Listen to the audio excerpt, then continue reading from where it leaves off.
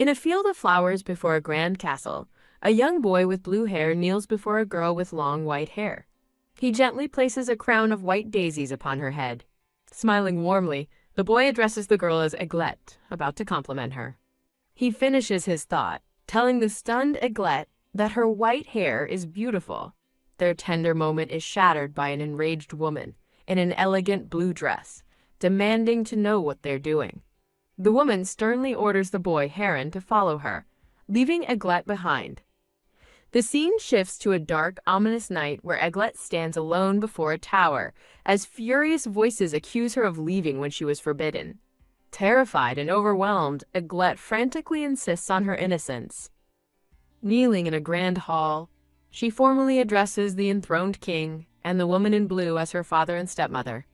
She desperately pleads for them to believe her mind flashing back to the happy memory of a young heron admiring her beautiful hair. The sweet memory is replaced by the cold, contemptuous gaze of an older heron. Now imprisoned behind bars, a tearful Aiglet lets out a pained sob. A royal official reads her sentence: execution for the crime of attempting to curse the empress, who smirks victoriously behind her fan.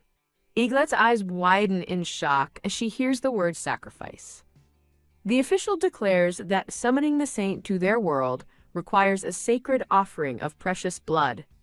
They offer her a twisted path to redemption, promising that the sacrifice will cleanse her sins and allow her to return to heaven. Her brother, Heron, now a knight, stands before her and points his sword at her heart. He condemns her very existence as evil, accusing her of plotting to murder his mother with a curse. Her world dissolves into a bloody darkness as she questions her right to exist, wondering if she is nothing but a disgrace. Held down on an altar, she hears the priest begin the ritual, summoning the saint with the offering of her royal blood. As her life fades, she has one last heartbreaking thought. Who's gonna save me? The scene abruptly shifts to a modern train station where panicked shouts reveal a woman has fallen onto the tracks.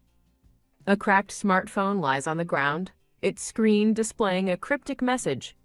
Now, tell us your name, the one who will save this world. A girl with long white hair stares at her reflection in confusion, wondering how she's here when she remembers falling onto train tracks. She examines her unfamiliar, ornate dress and her long, distinctive hair, a flicker of recognition in her eyes. Confused, she wonders if she's become Prince Aiglet before a formal title card corrects her identity, Princess Aiglet Archteryx. She recalls the plot of a popular game where the player defeats a demon king while getting close to handsome male characters. She remembers the original Princess Aiglet from the game, a faceless character meant only for a tragic role. The game's lore unfolds. A divine revelation demanded a sacrifice to summon a saint, and Princess Aiglet dutifully offered herself for her people. But this revelation was a cruel lie, manipulated by the wicked demon king. The princess was never meant to die. Ironically, the very ritual that sacrificed her also summoned a heroine from another world who ultimately defeated the demon king. The vivid and brutal memory of Aiglet's execution flashes through her mind. Clutching her head in pain, she struggles to understand why she possesses this traumatic memory. She tries to laugh it off as just a dream from playing too many games, but her delusion is broken when a maid enters, wishing Lady Aiglet a good morning. A few days later, the horrifying reality sets in as she cries in her bed, thinking, it's not a dream. She realizes she has been reincarnated as Princess Aiglet, and the original princess's painful memories are now becoming her own. A shiver runs down her spine as she remembers dying once before, wondering if she has somehow traveled back in time. With sudden, wide-eyed determination, she decides on a course of action. She has to run away. But her escape plan hits a wall. She's trapped at the top of a guarded tower and has no magic to aid her. Overwhelmed by her hopeless situation, she collapses onto her bed in despair. She reflects on the official story that she's kept in the tower for her own protection, but knows it feels more like a prison. Looking at her reflection, she realizes that even if she managed to escape, her distinct white hair would make her easy to recapture. A key rule of this world is revealed. The darker one's hair color, the greater their magical power. If her memories are real, She wonders who could have framed the original Egglet, cycling through a list of powerful suspects. But there's one person she refuses to suspect: her brother, Prince Heron Arched Terex.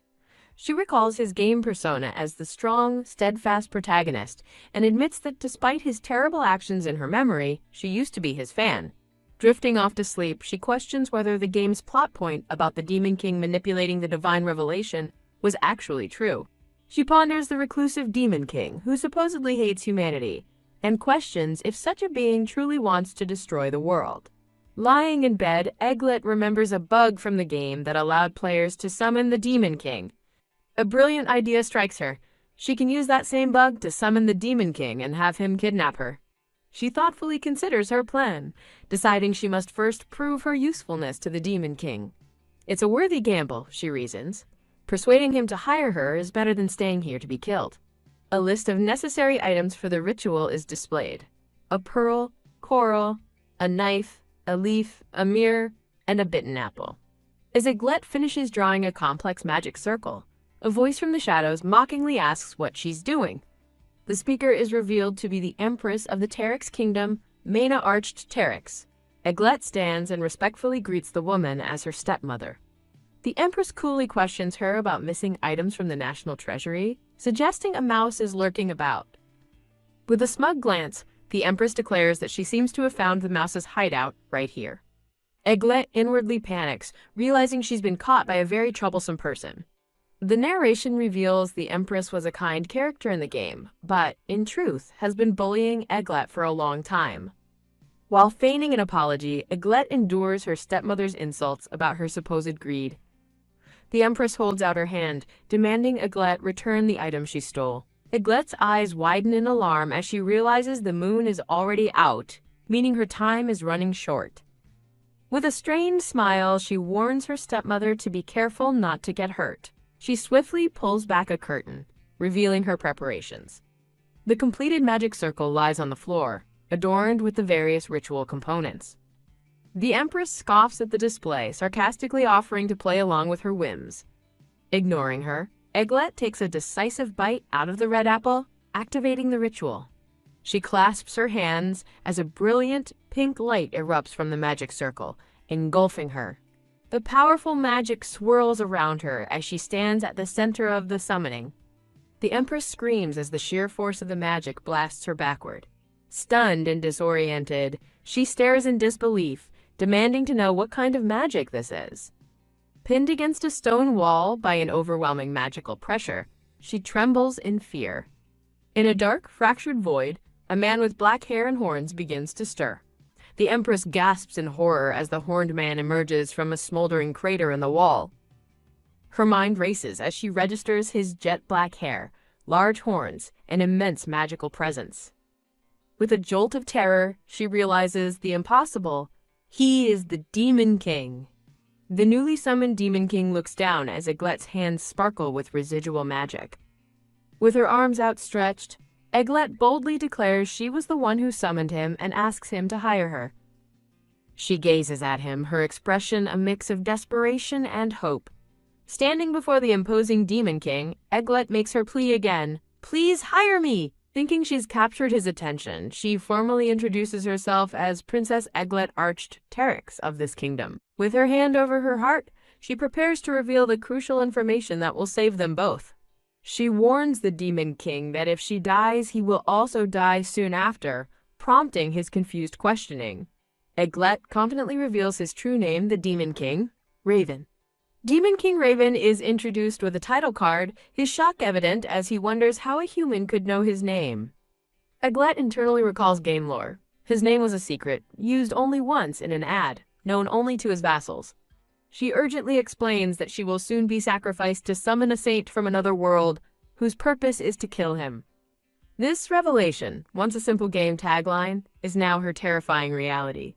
Raven looks down at her with a stoic expression, asking why she's telling him this. Amidst flashes of blood, Egglet desperately cries out that she doesn't want to die again.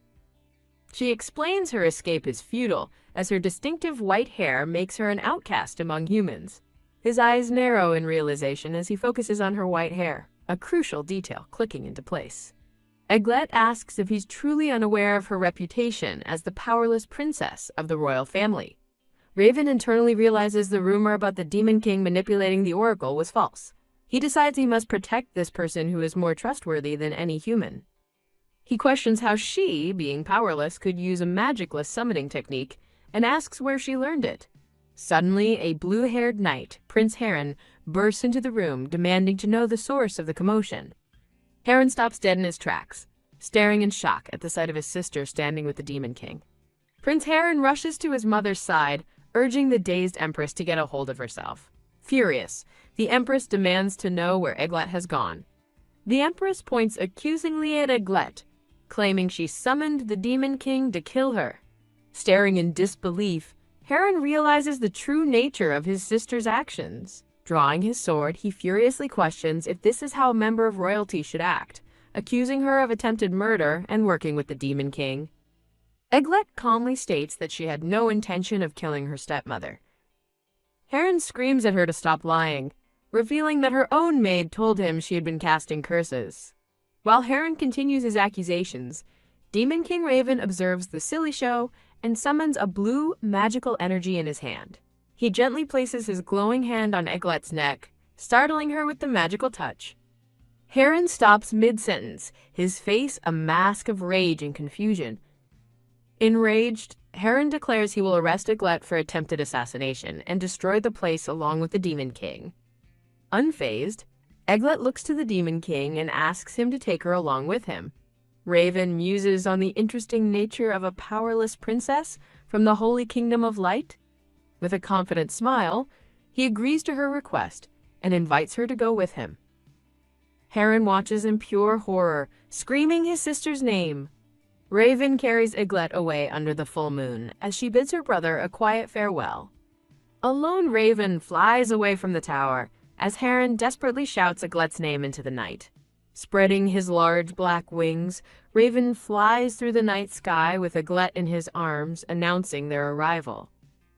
Eglet marvels internally that she reached her destination so easily, a feat that would have taken great effort in the game.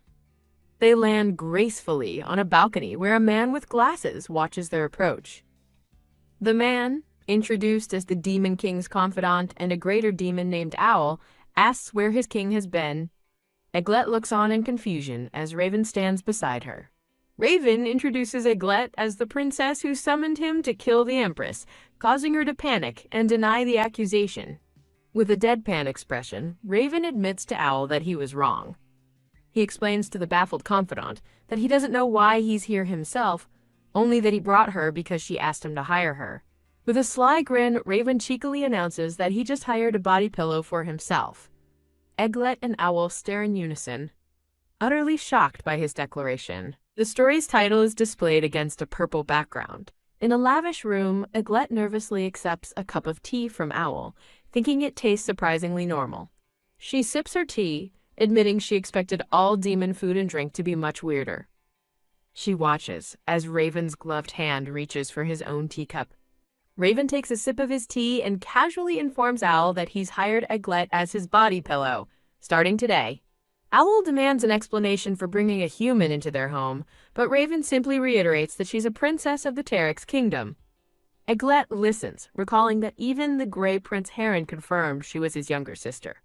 Raven thoughtfully notes that he's never seen someone without any magic power before, finding the story of a hidden princess intriguing.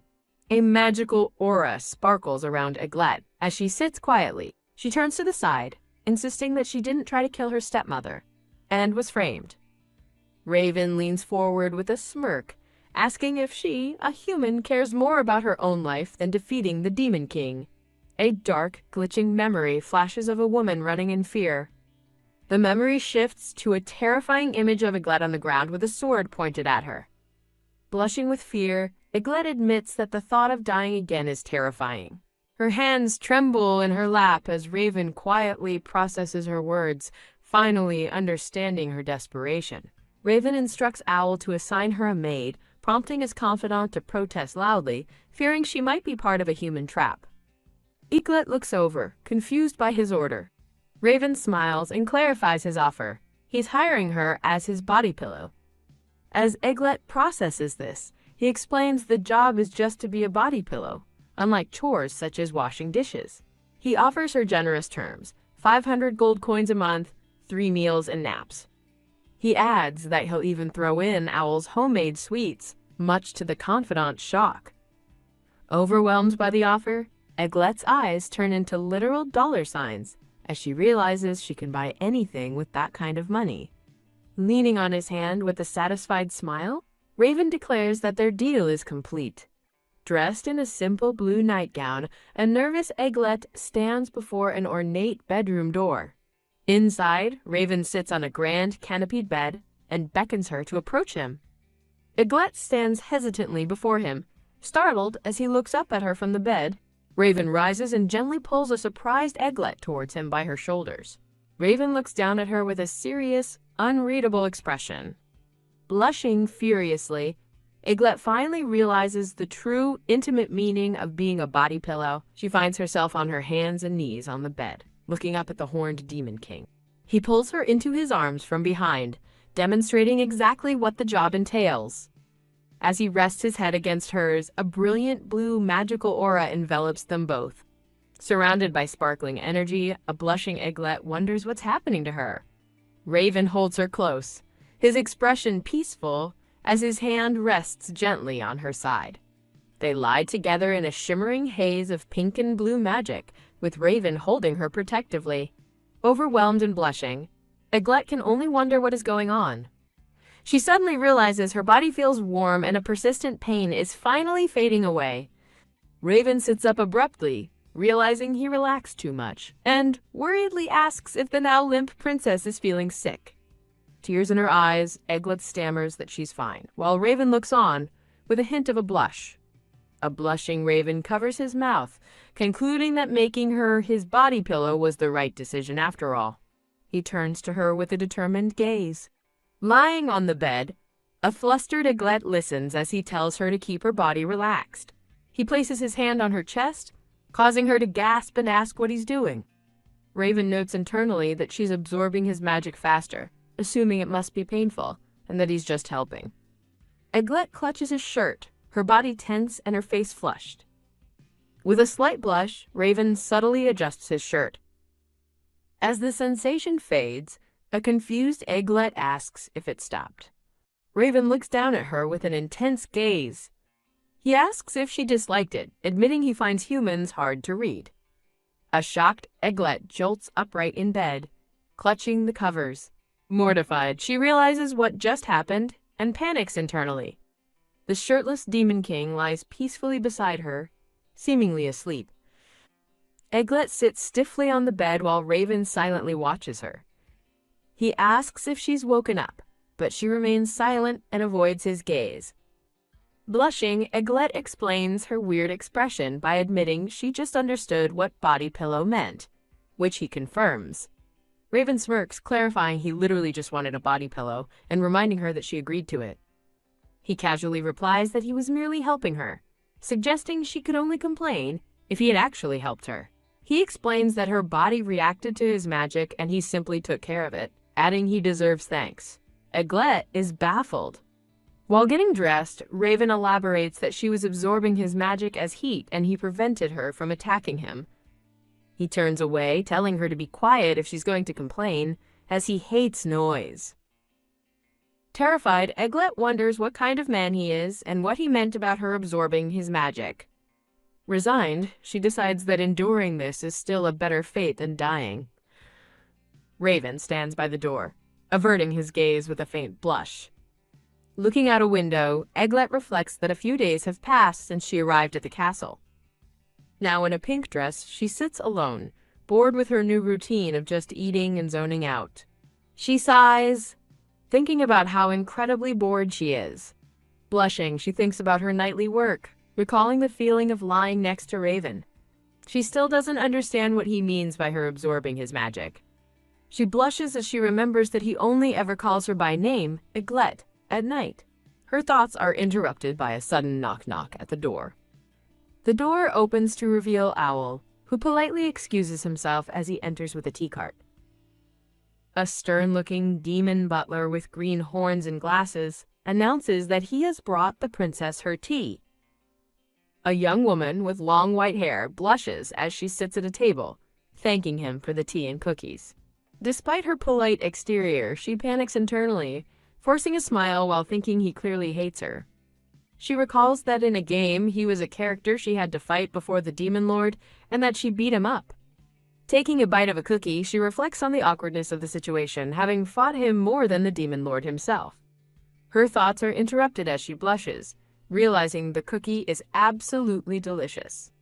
While still munching, she remembers she's in the demon's base and wonders what other demons might be in the castle. Now wearing a pink headscarf, she clenches her fist with a determined smile, ready to go exploring. The scene pans out to a grand, beautiful castle perched atop a green hill under a clear blue sky. She cautiously peeks through a pair of ornate double doors, spying on the demons within. Inside, a lavish dining hall is filled with various demons enjoying a loud and festive banquet. Shocked by the number of demons, she immediately considers casting an explosive spell to clear the entire room in one go.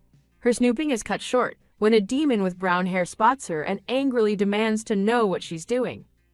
The demon confronts her, demanding to know where she came from as she thinks, crap, realizing she's been caught. Clutching her arm, she lets out a pained OWW, seemingly trying to create a distraction. Now seated awkwardly at the table surrounded by demons, she nervously wonders if she's in trouble.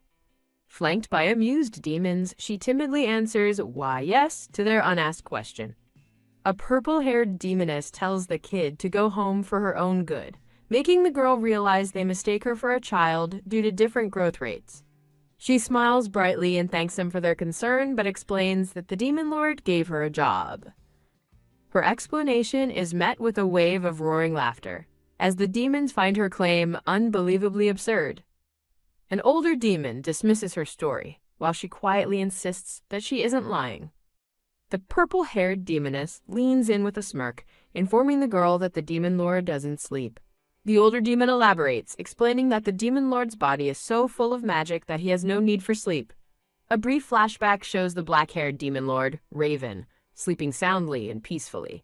The girl's eyes swirl with confusion as she internally shouts, "No way!" certain that she saw him sleeping. The demons ignore her confusion and prepare to send her home, asking where she lives.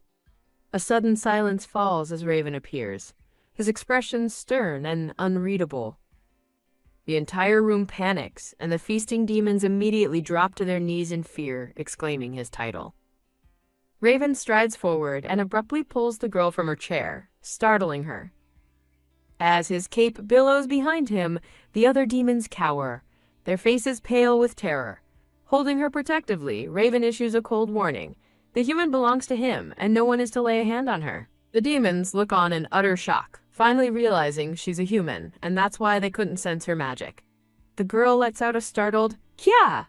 as she is suddenly tossed onto a plush sofa. Looking up at Raven, she protests that it's still broad daylight, confused by his actions. He leans over her, their faces just inches apart, and calmly announces, "Nap time." The intimate moment continues as he hovers over her on the sofa, repeating his intention for a nap. A view of the castle appears as her thought bubble protests his intentions in the middle of the day. Blushing furiously, she pushes against his chest with both hands, shouting, "No." She nervously clutches her dress, admitting that he's right but still visibly hesitant. Noticing her embarrassment, Raven points at her and offers a compromise, saying he'll settle for her lap. She cries out in shocked embarrassment at his forward request. Before she can argue, Raven has already settled down, resting his head peacefully in her lap as she sits stunned. Her eyes swirl in dizzy disbelief as she looks down at him, completely flabbergasted by the situation. He gazes up at her silently from his comfortable position, his expression serene. As he rests, she touches a strand of her own long hair, quietly observing its strange color up close. Raven holds a lock of her hair, thinking how each colorless strand combines to look like white or silver hair. Gazing into her eyes from her lap, he softly tells her that her hair is beautiful. He refutes her past belief that her hair was a curse, sincerely telling her again that he finds it beautiful. Raven asks the silver-haired girl what she thinks about his compliment.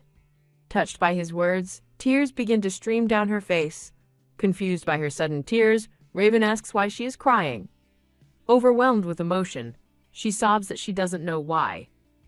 Wiping her tears, she wonders why a demon is kinder than a human, thinking it defies everything she thought she knew. In a memory, a horned demon confirms that, generally, demons don't like humans. Raven chastises her for her prejudice, explaining he's warning her because she might get hurt. Still teary-eyed, she realizes he sounds genuinely worried about her. Looking up at her with sincerity, Raven confirms that he is worried. Her eyes widen in stunned silence at his declaration. With a rustle, Raven sits up on the sofa beside the startled girl. He extends a hand, offering to let her join him in the office if she's bored. Blushing furiously, she insists she was joking, terrified that she's making him hate her even more. A memory of Raven's gentle, smiling face appears in her mind. As they walk, she recalls the demon's claim that he doesn't sleep, and he clarifies that's not quite right. Raven explains it's not that he doesn't sleep, but that he can't due to his infinite magic power. He turns to her and adds that his sleeplessness was only a problem before she arrived. Confused by his meaning, she cautiously offers to be his lap pillow. Raven smiles warmly, gratefully accepting her offer.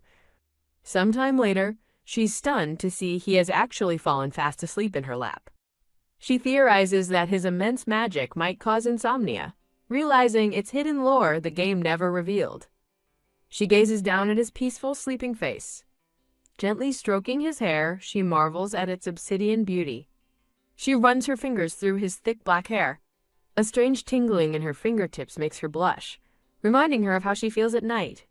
Pondering her reaction, she wonders why she gets that feeling only when he holds her in bed. With a soft smile, she thinks she wouldn't mind this at all if things could always stay this way. The scene shifts to a town where people lie defeated on the ground as someone murmurs in shock. A demoness named Puffin stands over the fallen humans, mocking their foolishness for defying her. Blushing, Puffin admits she already misses the Demon King and wants to return to him. With a devious smile, she wonders if the Demon King will praise her for killing all the humans. Back in the castle, the girl and Raven sleep soundly. Raven sleeps peacefully, his face calm in the quiet of the night. The two are shown sleeping together, held in a gentle embrace. A new chapter in their story begins. Morning light streams into the grand bedroom, illuminating the new day. She stretches with a big yawn, exclaiming how well she slept. Raven lies watching her, remaining silent. Getting out of bed, she begins to wonder about breakfast. Kya, she lets out a startled scream as she's suddenly pulled backward. Panicked, she shakes him and shouts that Lord Puffin has returned to the castle. He jolts upright, now awake and alert, startling her with his sudden movement. She stares at him with a look of confused concern. A demoness with black pigtails bursts into the room, shouting for her lord. Puffin joyfully announces her return to her beloved Demon King. She looks on, with an expression of smug adoration. Puffin proudly reports that she has successfully repelled the reckless humans who dared trespass. Blushing, Puffin reports that in addition to chasing stragglers, they also drove off a nearby human army. Puffin bows low on the bed before the Demon King, Raven, and the silver-haired girl. The silver-haired girl watches the scene unfold with a shy, slightly flustered expression. Puffin aggressively confronts the silver-haired girl, demanding to know who she is, while the girl timidly asks the same question. Puffin strikes a confident pose, introducing herself as a high-born noble and a member of the Demon Army's Special Task Force. The silver-haired girl is stunned, internally repeating the words, "Special Task Force of the Demon Army." As a chibi Puffin looks on smugly, the girl thinks to herself that she's never heard of it. Puffin clings to Raven, jealously accusing him of getting another maid, but he ignores her and asks his aide, Owl, for a report. Huh.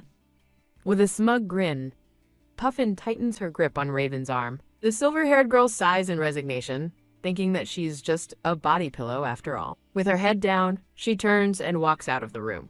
As she walks down the hall, two demon maids whisper to each other while watching her. She continues down the corridor, the two maids still observing her with curious expressions. She stops in the empty hallway, a pensive and lonely look on her face. Remembering when Raven declared her as his, she realizes that's why everyone in the castle now keeps their distance. Wandering alone, she wishes someone would talk to her and then stops as a noise catches her attention. Peeking through a window, she sees two demons sparring with swords and identifies it as training. A light bulb flashes over her head as she gets an idea, exclaiming, "That's it!" She cautiously approaches the two sparring demons to get their attention. With her hair tied back and a sword in hand, she looks determined and ready. She enthusiastically asks the two surprised demons if she can please join their training. She resolves to build up her stamina and learn self-defense before she eventually has to leave the castle. A crowd of demons gathers, whispering about the human and what she's trying to do. Puffin appears in the crowd, looking on with suspicion as she wonders why a human is there. As she faces her opponent, she thinks that although she maxed out her stats in the game, it's her first time holding a real sword. Gulp. She admits to herself that it's scary but strengthens her resolve to go through with it. The demon soldier raises his sword and begins his attack. Her eye widens in surprise as she senses something unusual, wondering what's happening. She's shocked by how light her body suddenly feels. Thud! A pair of ornate doors are slammed shut. Bam! A demon bursts into the office, urgently shouting to the Demon King that something terrible is happening with the human. Raven's eye widens in alarm upon hearing the news. Back at the training ground, her opponent decides to go easy on her since she's the Demon King's guest. Clang! The demon is stunned as she easily blocks his sword strike. Puffin and the other watching demons are left speechless by the unexpected display of skill. Lying on the ground, the defeated demon soldier can't believe she took him out in an instant. From the crowd, another demon expresses his shock, asking what in the world that human is. She realizes her body is moving instinctively, effortlessly seeing and dodging every one of her opponent's moves. Looking down at her hand, she begins to suspect a profound truth about herself. A memory surfaces. She recalls that in the game Egreeth, humans had no magic, so she never realized her own potential. Whoosh! A new power seems to flow through her as she stands with her sword. Puffin, flanked by her attendants, marches up and yells to get the silver-haired girl's attention. An angry Puffin gets in her face, demanding to know why she isn't recognized, while the girl nervously apologizes. Puffin points her sword at the girl and challenges her to a fight, stating that a human getting cozy with the Demon King is unacceptable. With a sinister smile, Puffin reveals a glowing dagger and vows to kill the magicless human in an instant. The silver-haired girl agrees to the duel, thinking that Puffin might be strong if she's the Demon King's lover. Puffin poses confidently with her sword, ready to begin their battle. The girl holds her own sword, feeling she can win but worrying about the trouble she'd be in if she hurt the Demon King's girlfriend. With a powerful cry, Puffin leaps into the air and launches her attack. The silver-haired girl calmly raises her sword in a defensive stance, ready to meet the charge. With a surprising show of skill, Eglet expertly disarms a horned demon girl during a sword fight. The disarmed sword clatters to the ground as a crowd of demons looks on in surprise. Stunned and disoriented, the pigtail-wearing demon girl wonders what just happened. Eglet smiles gently, asking if her opponent is hurt, and reassuring her that she avoided hitting her hand. The demon girl erupts in fury, accusing Eglet of using magic and trickery to win the duel. Other demons in the crowd murmur among themselves, speculating that Eglet must have powerful magic. The commotion is interrupted as Raven arrives, demanding to know what is going on. The demon girl's anger instantly vanishes, replaced by starstruck excitement as she cries out to the Demon King. She rushes to Raven's side, eager to complain about how the cowardly human defeated her. Raven confronts a shocked Eglet, revealing he heard a report that she was trying to wipe out his army, which she hastily denies. Before she can explain further, Raven swiftly sweeps her up into his arms, leaving her speechless. As he carries her away, Eglet protests while Raven tells her to be quiet. Nearby, Owl simply sighs at the scene. The pigtail demon girl watches them leave, blushing and utterly bewildered by the human's behavior. Owl, ever the professional, adjusts his glasses and asks for a full report on the incident. Raven walks off with a protesting Egglet in his arms. He gently sets her down, and she looks up at him, a little nervous. Confused, Egglet asks if the girl from before, Puffin, is his girlfriend. Raven dismisses the idea, telling a blushing Egglet that Puffin is merely a subordinate. Annoyed, he adjusts his collar and mutters that he's never even touched a maid. Egglet notices his expression and asks if he's sleepy, and he admits he was woken up by the commotion. She lets out a soft gasp of surprise. Raven leans over her with a gentle, blushing gaze and softly speaks her name. He pulls her into a warm embrace from behind. Her eyes flutter open, face flushed in the quiet, intimate moment. They lie together peacefully, Raven holding her close in his arms. Cuddled against a sleeping Raven, Egglet reminds herself not to get too attached, despite the comfortable moment. The scene transitions to a beautiful sunny day at the Grand Castle. Now dressed in a purple gown, Egglet sits alone, bored and thinking she has nothing to do. She glances over at Raven, who is busy at his desk, assuming he doesn't have time for her. Without looking up from his work, he simply tells her to do as she likes. Walking through the castle, Egglet overhears demons whispering about the human who beat someone up, and she worries she won't be welcome at training anymore. Suddenly, a child's cry of, "Daddy!" cuts through the air. She turns to see a man losing control of a cart stacked high with crates, right next to a small demon boy. In a flash, Egglet lunges forward, shielding the boy with her own body as the crates come crashing down. The boy's father sighs in relief, thanking Egglet as his son runs to him. Holding his son, the grateful father thanks her again for her quick thinking. A flustered Egglet insists it was nothing, claiming her body moved on its own. As she turns away, she grows anxious, thinking that if she keeps meddling, it will happen again. A dark, painful memory surfaces of a woman falling after being asked, "You like me, don't you?" Egglet clutches her head, realizing her past kindness was misinterpreted as love, leading to a tragic outcome when she denied it. Pushing the memory aside, she checks on the little boy, who says he's fine but worries his dad hurt his hand. The boy then proudly announces that his daddy is the castle's cook.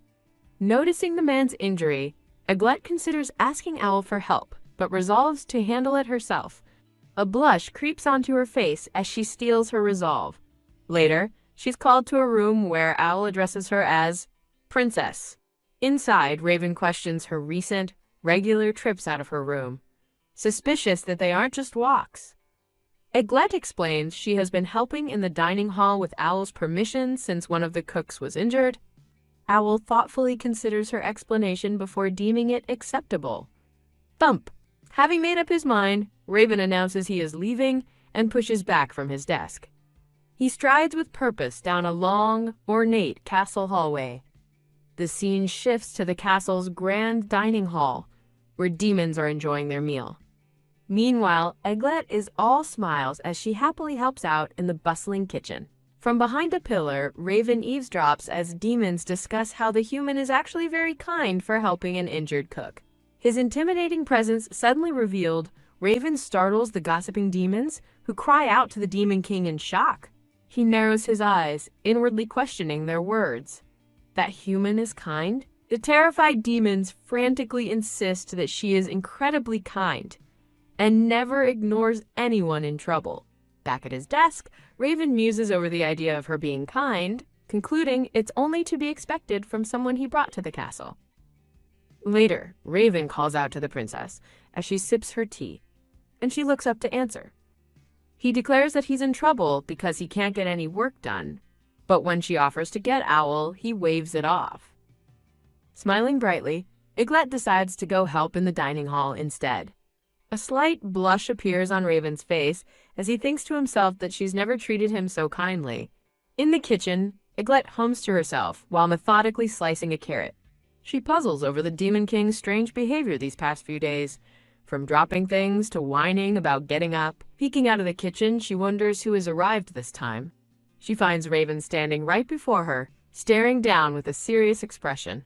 He leans in close, catching her completely off guard by asking why she is always so cold to him. Towering over the stunned girl, he repeats his question, demanding to know why she treats him with such coldness. Eglette is left utterly shocked and flustered by his unexpected accusation. She quickly grabs his arm and pulls him aside, telling him to come with her for a moment. Confronting him, Eglette asks what he meant, and he simply repeats that she always treats him coldly. Her only response is a completely baffled, "Huh? Huh?" He explains that she rushes to help others in trouble but never does anything for him when he needs it. With a hurt look, he presses her for an answer, asking why she treats him differently. Eglette quietly realizes he's simply complaining that she's kinder to the other demons than to him. Blushing furiously, she thinks to herself that he always gets flustered during their intimate moments anyway. Raven stands silent with his arms crossed, an unreadable expression on his face. A loud cry of "Wah!" suddenly pierces the air, interrupting their tense conversation. They turn to see a small demon girl in a green dress sobbing in the middle of the hallway. Without hesitation, Eglette rushes toward the crying child, with Raven following just behind. Eglette kneels to comfort the girl, who explains through her tears that her doll fell from an upper room to outside the castle. Thinking outside, Eglette realizes with a jolt that she's never actually been outside the castle walls before. She turns to Raven and asks for permission to take the girl outside to find her doll. After a brief pause, Raven gives his consent with a single word, "Fine." The scene changes to the formidable exterior of the castle, with guards posted at the main entrance. The two demon guards stand stoically at their posts. The guards snap to attention and salute as Lord Demon King emerges, followed closely by Eglette and the little girl. The guards anxiously ask if there is a security issue, but Raven calmly tells them their work is appreciated. Eglette gently asks the little girl where the doll fell, and the child points them in the right direction. The girl indicates a massive, dense patch of glowing purple thorns, saying, "It fell in there." Turning to a guard, Raven explains that the girl apparently dropped her doll. They spot a teddy bear tangled deep within the thorns, and Eglette confidently states she can reach it. "Ah, no, please don't." The guards immediately shout in alarm, stopping her. They explain the crystal thorns are a dangerous defense, as they are extremely sharp and shatter into even deadlier shards, prompting Eglette to ask if there is any safe way to get the doll. A frantic owl rushes onto the scene, scolding his lord for going outside without informing anyone first. Owl then asks the guards what they are doing, and one explains that a doll is stuck in the crystal thorns. Assessing the situation, Owl notes how difficult it will be to retrieve the toy and orders a guard to find a tool to hook it out.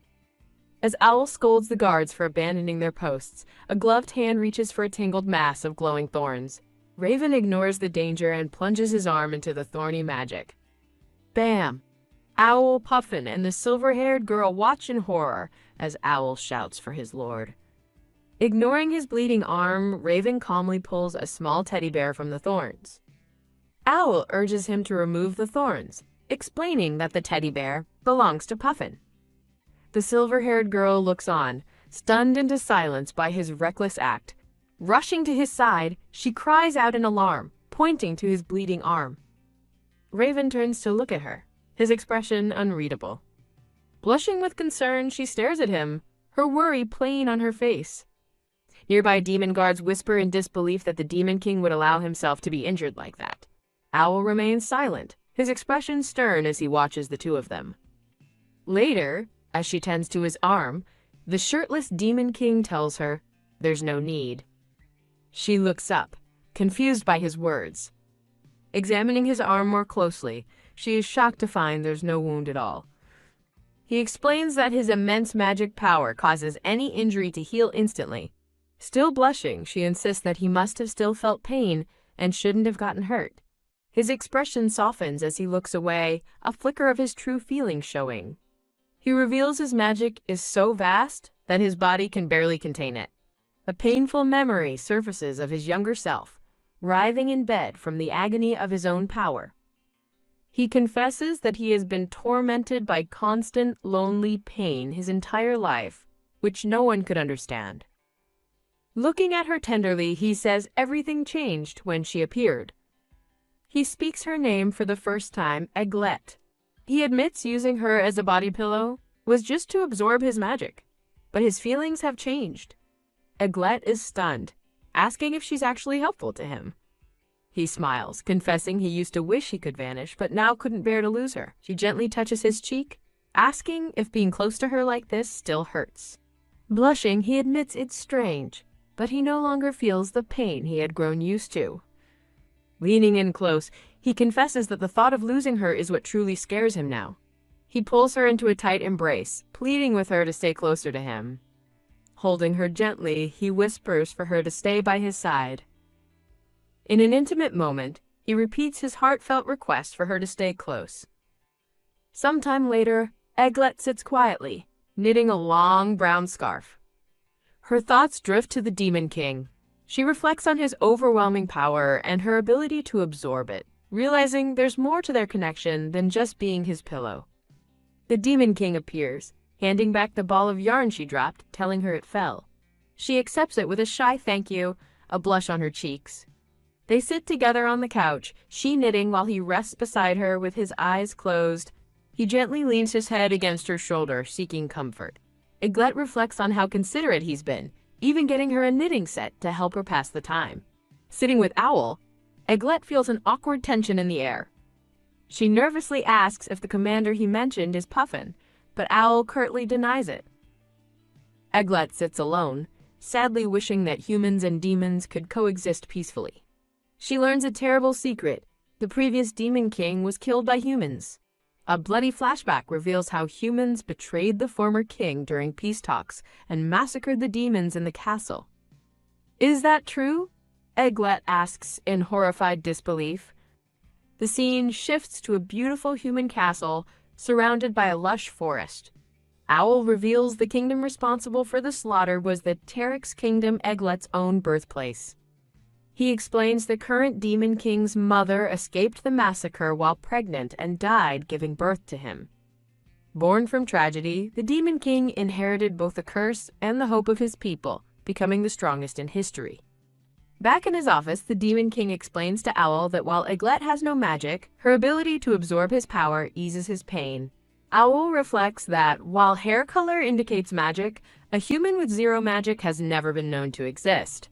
He asks Eglet if her hair color is real, and she nervously stammers in response. In a flashback, he recalls her skilled swordsmanship, wondering where a princess could have learned to fight so well. The Demon King, arms crossed, agrees that he also wants to know the answer to that question. Flustered, Eglet wonders what to say, thinking they would never believe her if she admitted her skills came from a game. She reflects on her dual identity as Yukiko and Eglet, her two sets of memories coexisting without conflict, even the memory of being sacrificed. With a hand over her heart, she reveals that she has died once before and expects to die again soon. A bloody memory shows her bound and sacrificed for a forgotten sin, her final act being to summon a hero, making her wonder if she's in a time loop. She realizes the game character Colette always dies before the story begins, and now wonders if, in this life, she can use her sword to change her fate. The Demon King asks if the sword is the only thing she can use, and she admits that while she hasn't tried anything else, she should be able to fight. When Owl asks about her magic, she explains she has none, despite understanding the theory behind it. Owl condescendingly remarks that it's because she lacks magic. The Demon King looks pointedly at Owl, asking his trusted aide if he understands the situation now. Owl flinches, taken aback by his lord's reprimand. As Owl silently walks away, Eglet watches from the couch while the Demon King remains at his desk. Eglet looks up with concern, a wordless sound of tapping feet indicating she's about to follow him. She stands and calls out, asking Sir Owl to wait a moment. He tells her to just call him Owl, but she becomes flustered, sighing that his instruction wasn't what she meant. Bowing respectfully, Eglet acknowledges that her words may not mean much to him.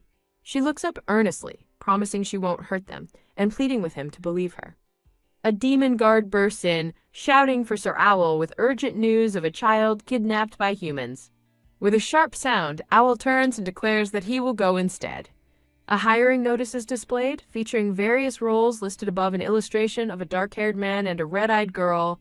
Eglet stands alone in a vast hall, horrified by the thought of a demon child being captured by humans. Standing beside a concerned Egglet, Owl adjusts his glasses and reiterates his decision to go. The story's title is presented in elegant, stylized Japanese characters. Egglet clasps her hands worriedly, asking what has happened. A bloody flashback shows a demon mother holding her child as text explains that humans launched a surprise attack, slaughtering demons without mercy.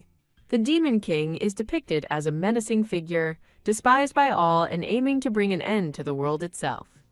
In a tender memory, the Demon King recalls wishing he could just disappear, catching Egglet by surprise. Egglet stands with a look of deep concern, her hand placed over her heart. The Demon King smirks, reflecting on how he has seen countless routes where Egglet dies as a sacrifice but has now changed her fate completely. Puffin appears suddenly, yelling, "Hey, human!" at a startled Egglet.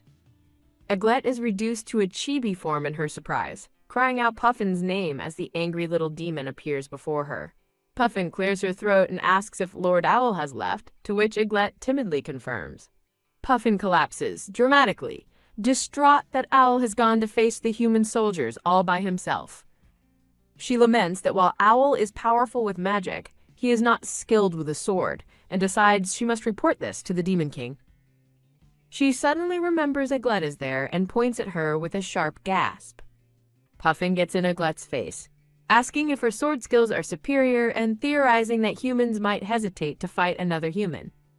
Smirking slyly, Puffin recalls Owl's suspicion that Egglet is a spy and challenges her to reveal her true self so she can be eliminated. Egglet firmly states that, if she can help, she will go, and asks Puffin to lead the way.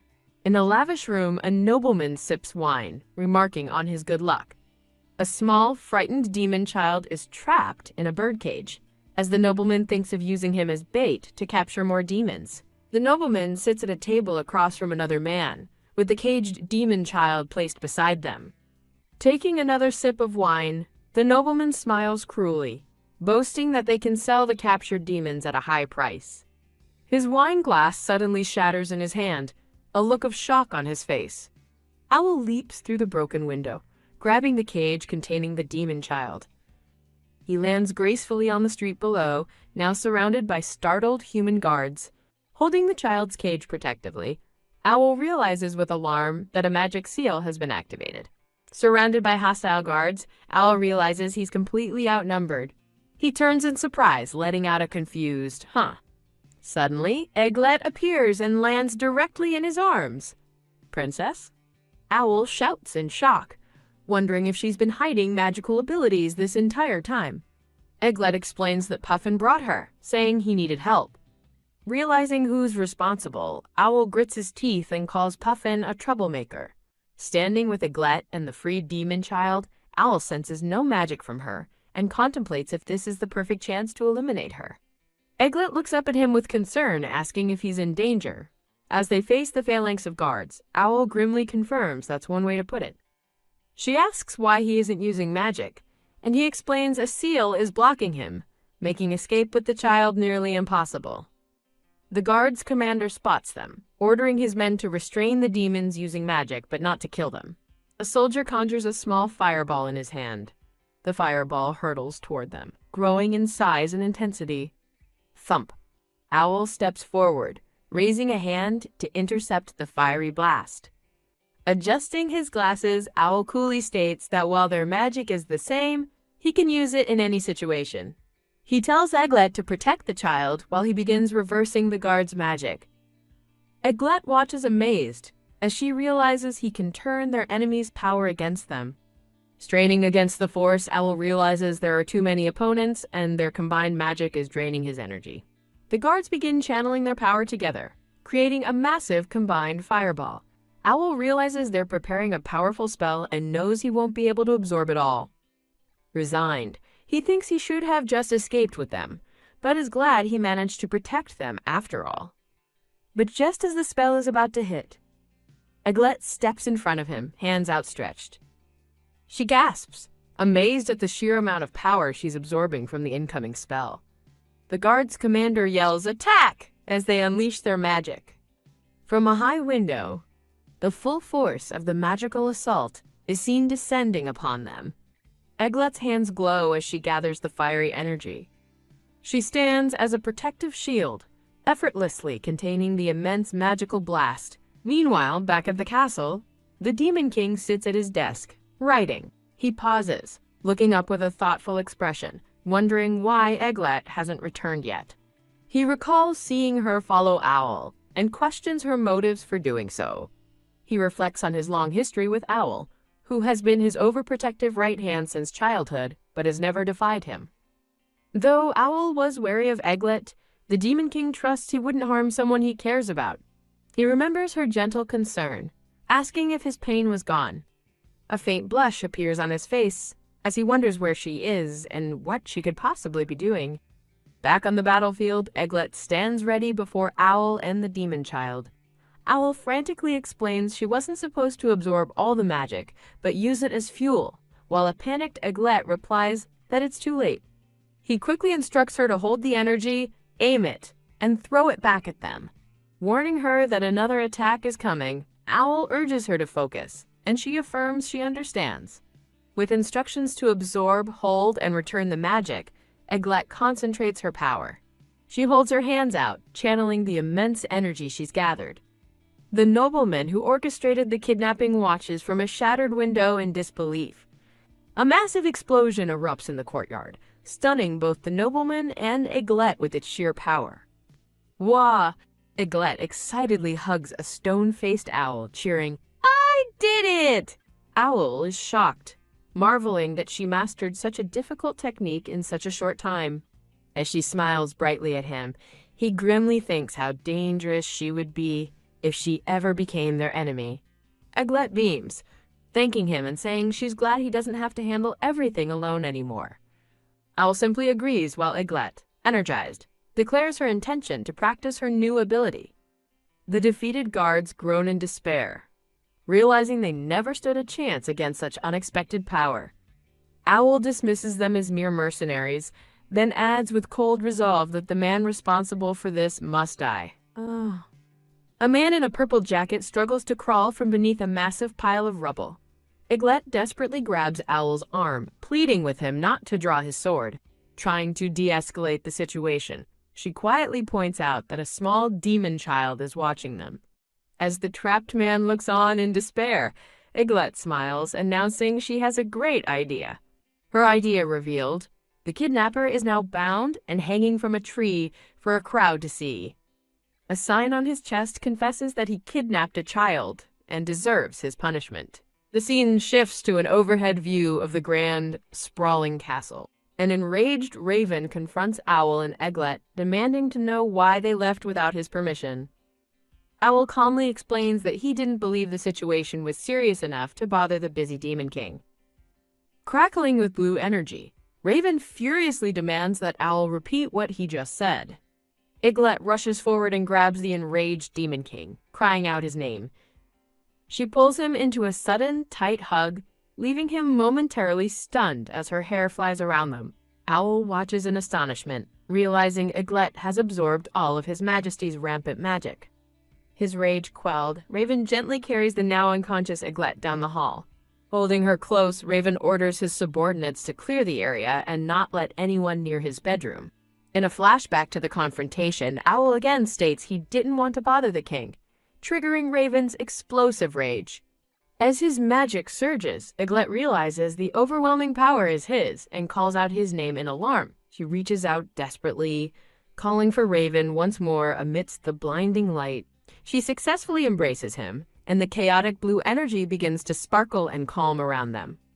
Blushing deeply, Eglet buries her face in his shoulder, holding on tightly. Raven stares down in utter shock, caught completely off guard by her hug. Carrying her away, he again orders everyone to stay away from him and to clear the area. He gently lays the sleeping Eglet on a large bed, looking down at her. Raven's jealousy flares as he remembers Owl leaving with Eglet, causing his magic to surge uncontrollably. He clutches his head, trying to get his overwhelming emotions and power under control. Waking up, Eglet reaches toward him with concern, gently asking if he's in pain. Her hand on his cheek makes him blush, his pained expression softening into surprise. Looking away shyly, Raven quietly admits that it hurts a little. They gaze at each other, blushing as he holds her hand to his cheek. As she moves to hug him, Igli senses that his magic is still overflowing. She embraces him tightly, absorbing the volatile energy swirling around him. She reflects on her plan, believing she could safely absorb his power with the right adjustment. She recalls that the Demon King's magic is so immense in both quantity and quality that it causes physical pain. The sheer power makes her blush, thinking how thick, heavy, and overwhelming it feels. Raven gazes down at her with a soft, affectionate smile, his cheek still dusted with a blush. Later, Raven looks down with a serious yet gentle expression, his shirt now unbuttoned. He leans over her tenderly, his hand cradling her head as he softly calls her name. Flustered by his touch, she shyly confirms that Iglet is indeed her name. Lying beneath him, she looks up and calls his name back to him. He leans in closer, repeating her name with a soft, loving gaze. With a backdrop of sparkling magic, he gently kisses her. The kiss deepens as she wraps her arm around his neck. A flashback reveals a thought. This is the first time seeing the normally unreadable Demon King so furious. His magic continues to leak out, surrounding him in a soft blue aura as he looks down, flustered. He gives in, burying his face in her shoulder as she comforts him. Standing outside the closed bedroom doors, Owl worries that he can't let the king sleep forever. Inside, a shirtless Raven rests peacefully with his head in Iglet's lap as she strokes his hair. Peeking inside, Owl is left speechless and blushing at the intimate scene. In the castle corridors, a group of demons gossip about a rumor that Lord Owl has acknowledged a human, leaving them in shock. Peeking from behind a pillar, a distraught demon girl with red-tipped pigtails wonders how this could have happened. Elsewhere, Iglet knits peacefully, greeting an unseen audience. The scene reveals she's knitting while the Demon King, Raven, rests his head on her lap, absorbed in his paperwork. Looking flustered, Iglet thinks to herself not to ask how she ended up in this situation. Raven glances up from his work, his gaze meeting hers from his comfortable position on her lap. He closes his eyes, sighing contentedly as he relaxes against her. As her hands continue to knit, Iglet notices how soft his hair is and how large his horns are. She reflects that his behavior has changed since she stopped his magical outburst, though he was already acting strange before, remembering when he embraced her. She recalls Raven repeatedly asking her to stay with him and worries that she might have praised his music too much. With an awkward smile, she tells the resting Raven that the children will be here soon and that he should wake up. Just then, 2 young demon children burst into the room, excitedly asking Iglet to teach them knitting again. Iglet happily sits with the children on the floor, patiently teaching them how to knit. From his vantage point, Raven watches them, thinking it's good that she's staying inside more, but that her attitude remains unchanged. Iglet beams with genuine happiness as she spends time with the enthusiastic demon children. Raven recalls the moment she embraced him and called him by his name, Raven, noting she hasn't said it since.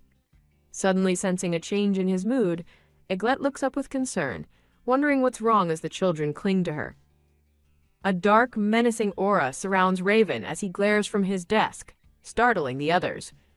Iglet recognizes his foul mood, thinking to herself that it's happening again and has been occurring frequently. As the children look on worriedly, she suddenly wonders if the Demon King simply doesn't like kids. To her surprise, the little demon girl gets up and bravely runs toward the sulking Demon King at his desk. The girl stands before Raven's large desk and presents something to him. Blushing, the little girl apologetically offers him 2 small flowers, begging the Demon King not to hate them. She scurries back to Iglet's side, hiding her flushed face as Iglet and the little boy watch Raven's reaction. Raven gently holds the small, colorful flowers against one of his horns and declares them beautiful. He flashes a charming, fanged smile and adds that the flowers really suit him. Kneeling before the small child, Raven tells her the flowers aren't enough and playfully asks her to make more for him. Iglet and the little boy watch in stunned silence at this surprising turn of events. From the children's perspective, the mighty Demon King looks away with a deep, embarrassed blush on his face. Peeking over his desk, the blushing Raven wonders what to do as Eglet finds his sudden childishness incredibly cute. The little demon boy eagerly asks Eglet how to make the flowers, and she begins to show him. Click! Owl enters the room, pushing a tea cart, announcing that it's tea time. Owl instructs the children to return to their rooms and not to disturb the Demon King, much to their disappointment. Waving goodbye, the children promise to return for another lesson tomorrow as Eglet reflects on the peaceful moment. Thump. Eglet is startled as Raven suddenly sits down beside her on the floor. He eyes her knitting project curiously and asks what she's been working on for so long. She explains that she noticed his horns get caught on his sheets, so she knitted covers to protect them. Raven leans in close, blushing intensely as he excitedly asks if the gift is for him, and she shyly confirms it. He turns away, pondering with a deep blush on his face, while the blushing Eglet watches him. Owl announces that the tea is ready, as tiny, adorable versions of Raven and Eglet peek over the trolley in anticipation. Poofed! Owl does a spit take upon seeing the Demon King now wearing the knitted horn covers, which have been decorated with colorful flowers, while Eglet beams proudly. In a quiet forest, the demon girl with red-tipped pigtails sits on a rock, seemingly making a decision. A sly look crosses her face as she plots that if she can't hurt Eglet directly, she'll find another way.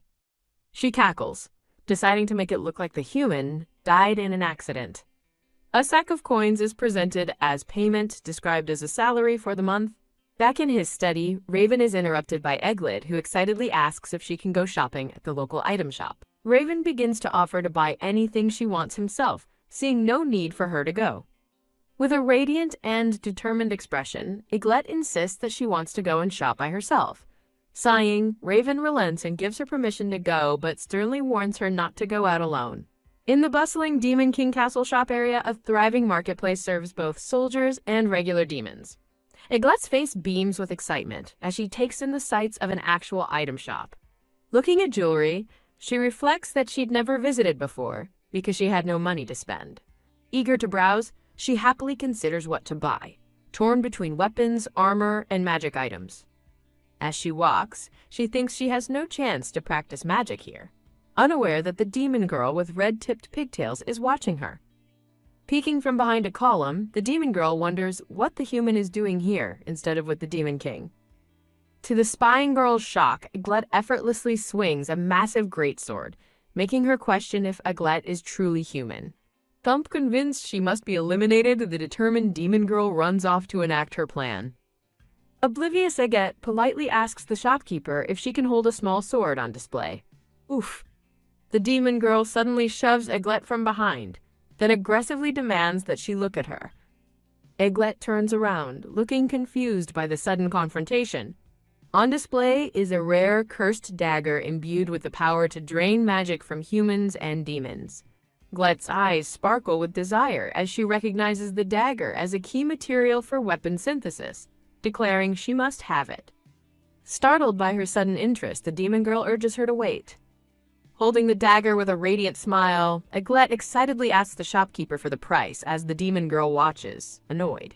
Outraged by Eglet's audacity, the demon girl silently fumes, wondering who she thinks she is. As Eglet happily thanks the shopkeeper, the demon girl glares, internally vowing to absolutely kill her. Clutching her new dagger, Eglet muses that the curse is harmless to her, now needing only to find materials to synthesize it. She decides she'll need to go to the forest for materials, possibly from a Dragonian couple, when a shout interrupts her thoughts. Turning, she sees the angry demon girl and asks, "Puffin?"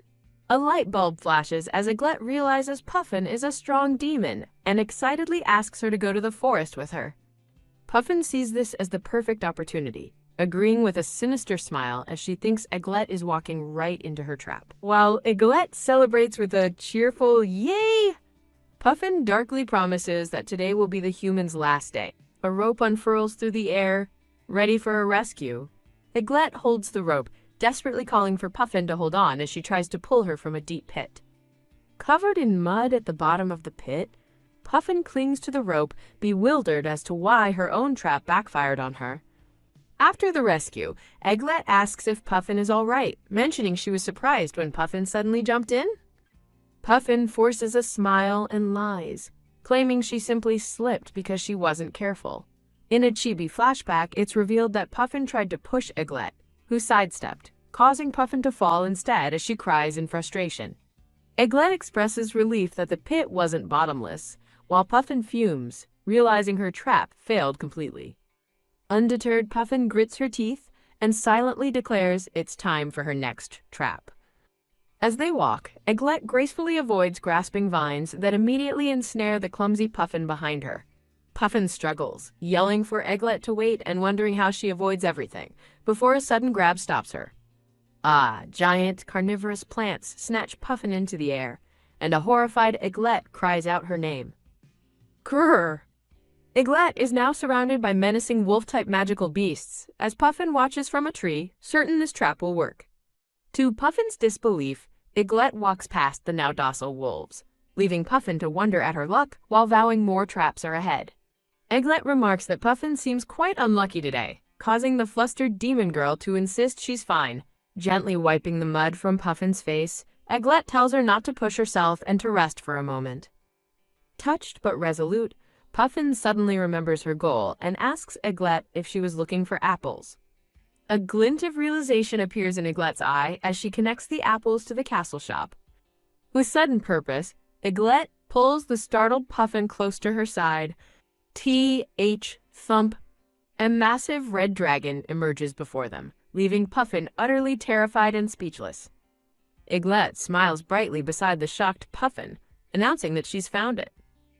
Puffin stares in disbelief, wondering if the terrifying dragon is what Egglet meant by apples.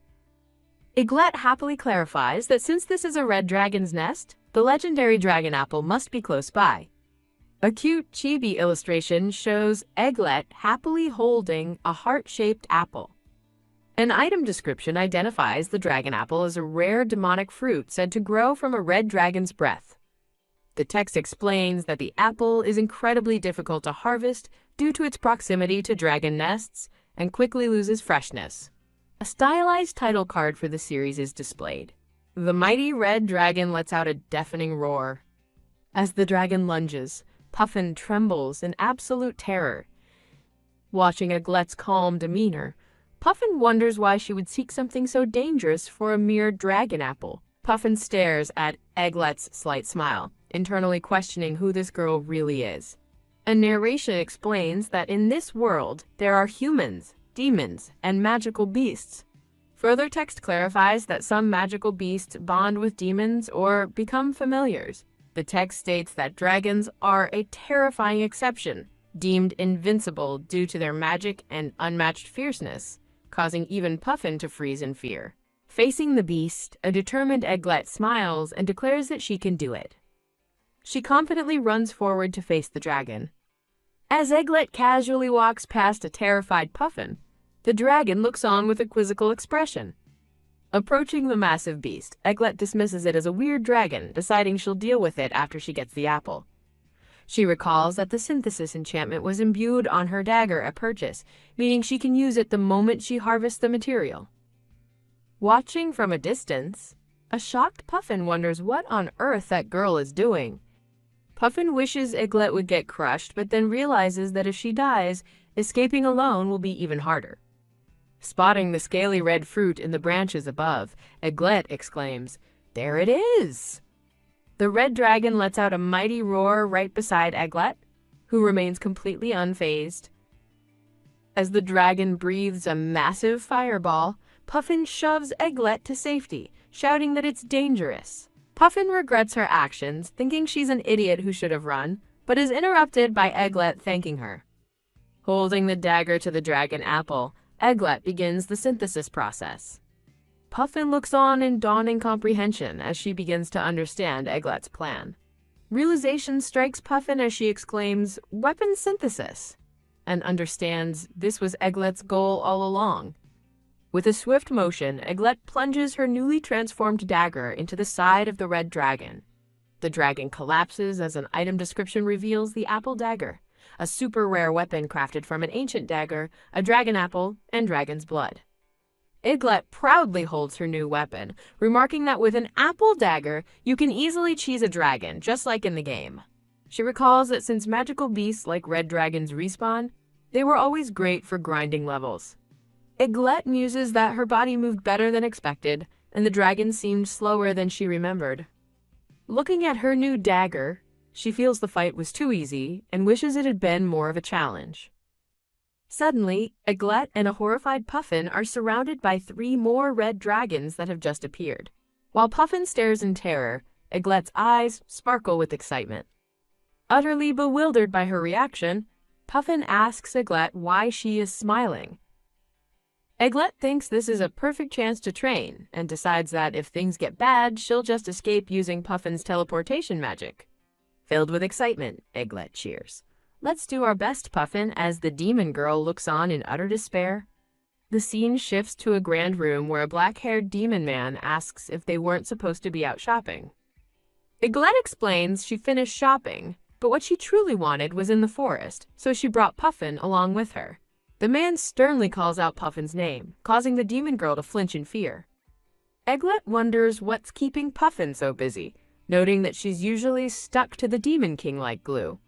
Suddenly, the Demon King pulls Egglet into a tight, surprising hug. Caught completely off guard, Egglet can only manage a confused, "Huh?" Held firmly in his arms, Egglet blushes deeply from the unexpected intimacy. Leaning in close, the Demon King commands her to take off her clothes now. A cute chibi illustration shows Egglet happily holding a large heart. With his face near her neck, the fanged Demon King whispers, "Wait, this is a bit?" A stylized title card for the series is displayed. As he holds her, the Demon King's expression grows serious as he states that he smells blood. Looking into her eyes, he realizes it's her blood and asks if she's injured. Egglet smiles sweetly, dismissing her injury as just a little scrape and nothing to worry about. The Demon King looks away with a sigh, stating that he doesn't trust a word she says. Now shirtless, he gently kisses her hand, murmuring that the injury is still there. Egglet reflects that his expressions are sweet, but reminds herself that this is an at-home game where the Demon King is not a love interest and she is not the protagonist. In a steamy bath, a flustered Egglet insists that her scrape doesn't hurt anymore. Embracing her from behind, the Demon King looks at her with sorrowful eyes and begs her not to go outside without telling him again. In the steamy bath, the Demon King holds Egglet close, asking if she understands as she lets out a soft moan. As he kisses her neck, the Demon King insists that she make him a promise. Flustered, Egglet agrees while thinking about his fingers moving beneath the water's surface. The Demon King smiles, satisfied that she has given her word. Submerged in the water, Egglet has a moment of shocked realization, thinking that his feelings don't give him the right to touch her. Leaning back thoughtfully, the Demon King remains silent for a moment. He reveals he received a report from Owl about her learning magic, and Egglet confirms Owl taught her how to reflect it. When he asks if she was hiding it, she explains she didn't think he'd want to know, and that Owl is quite forthcoming with her. He smiles gently, telling her that her ability to use magic makes no difference to him. With tears in her eyes, Egglet asks if that's because it doesn't matter for a body pillow. The Demon King reassures her warmly, stating that no matter what, she's still just herself. In a chibi-style aside, the Demon King worries his power was too strong, while Egglet wonders if that means she can't use hers. He explains that she instinctively absorbed the backlash of her own overwhelming power to protect the people of the castle from being vaporized. Blushing, he offers her all the magic she desires if she'll stay by his side, but she bluntly tells him she doesn't need it. Later in bed, Egglet suddenly recalls the battle, remembering that she wiped out the red dragons. In a cute illustration, she explains how she synthesized the rare apple dagger and tested it, as the Demon King recognizes the weapon's name. Looking troubled, she asks him if she did something terrible. The Demon King smiles slyly, suggesting they go together to check on those poor things. Dressed for an outing, Egglet confirms she is ready as the Demon King waits for her on the balcony. He surprises her by sweeping her up into his arms. A stylized title card for the series is shown. Cradled in his arms, Eglet looks concerned, remembering his plan to visit the dragon's nest. The Demon King repeats his desire to go see how the poor things are doing. Confused by his words, Eglet also notes that he even had Owl pack them a lunch for the trip. Holding her securely, the Demon King announces that they are about to land. They arrive in a dark forest, standing before the same tree where the dragon apple hangs. A sudden, horrified jolt hits Eglet as she realizes this is the exact spot where she wiped out the dragons. Just then, 3 massive red dragons emerge from the woods before them. While Eglet watches in terror, the Demon King calmly asks the beasts if their chief is present. The largest of the 3 red dragons stares down at the pair. Eglet is stunned that the dragon can talk, while the Demon King asks if it seeks revenge for the princess. The dragon, however, only asks who she is. The Demon King clarifies that she is the princess of the Terrix Holy Kingdom, prompting the dragon to ask for her name. Blushing nervously, the girl introduces herself as Eglet. The dragon thanks Eglet, identifying her as the daughter of the Toki princess of the White Heron. Utterly confused, Eglet questions the name Toki and asks why the dragon is thanking her. The Demon King explains that red dragons are high-class beasts, capable of speech, but are usually too proud to engage with others. A narration describes the red dragon life cycle. They burn upon death and are reborn from their own ashes, making them nearly immortal.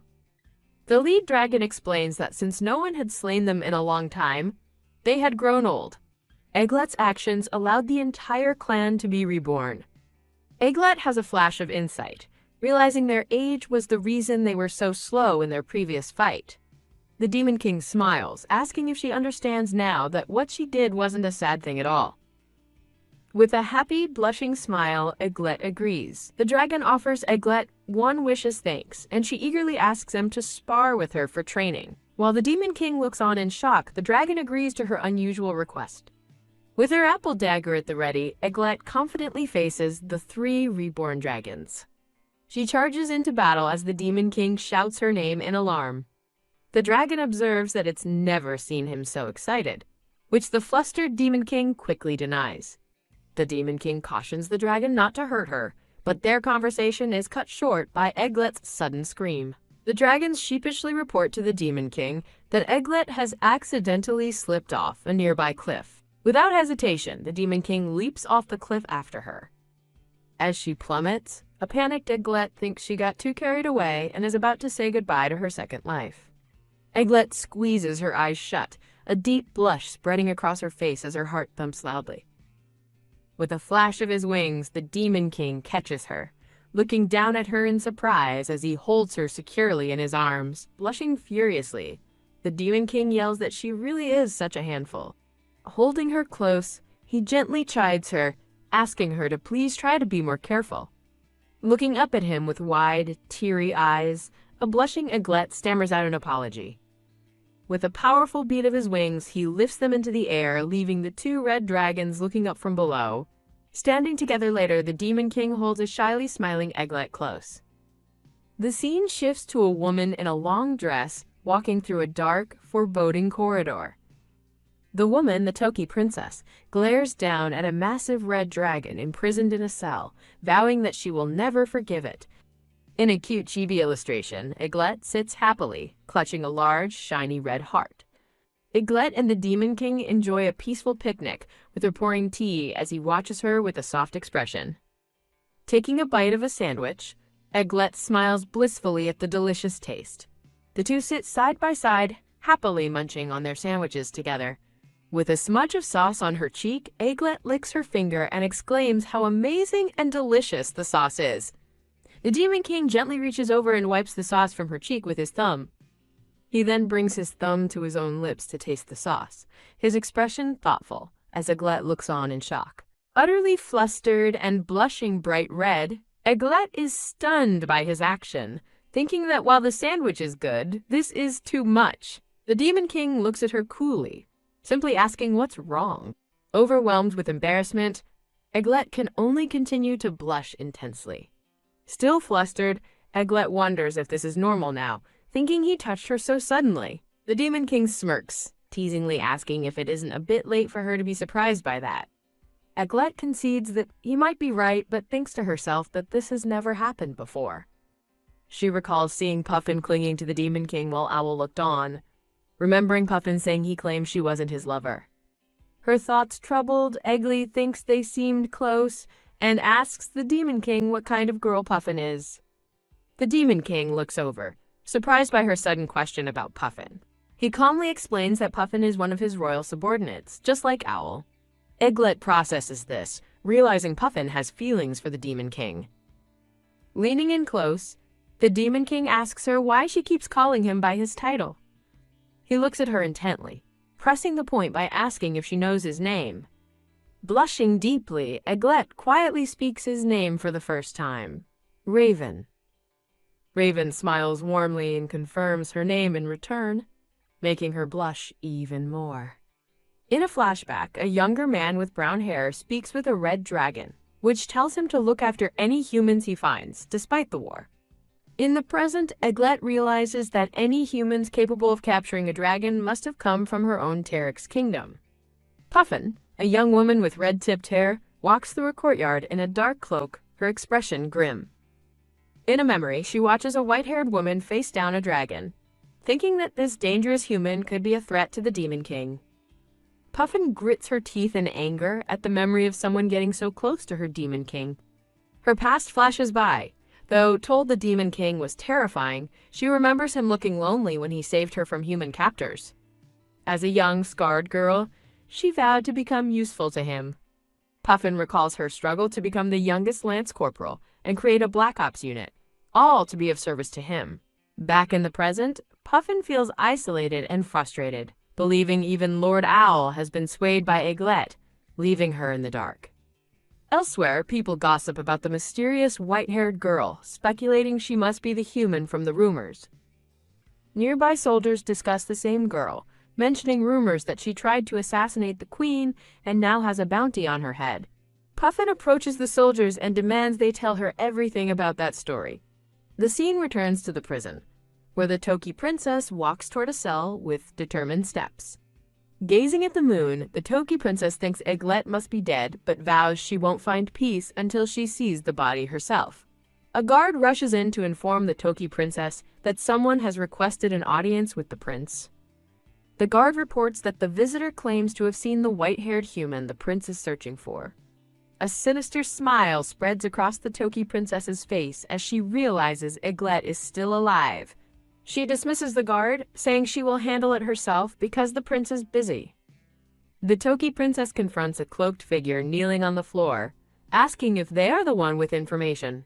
Puffin recalls disguising herself to meet the queen, while in her current disguise as an old woman, she claims to be a traveling magician with uncertain information. The Toki princess holds her fan to her face, suspiciously asking the magician for a description.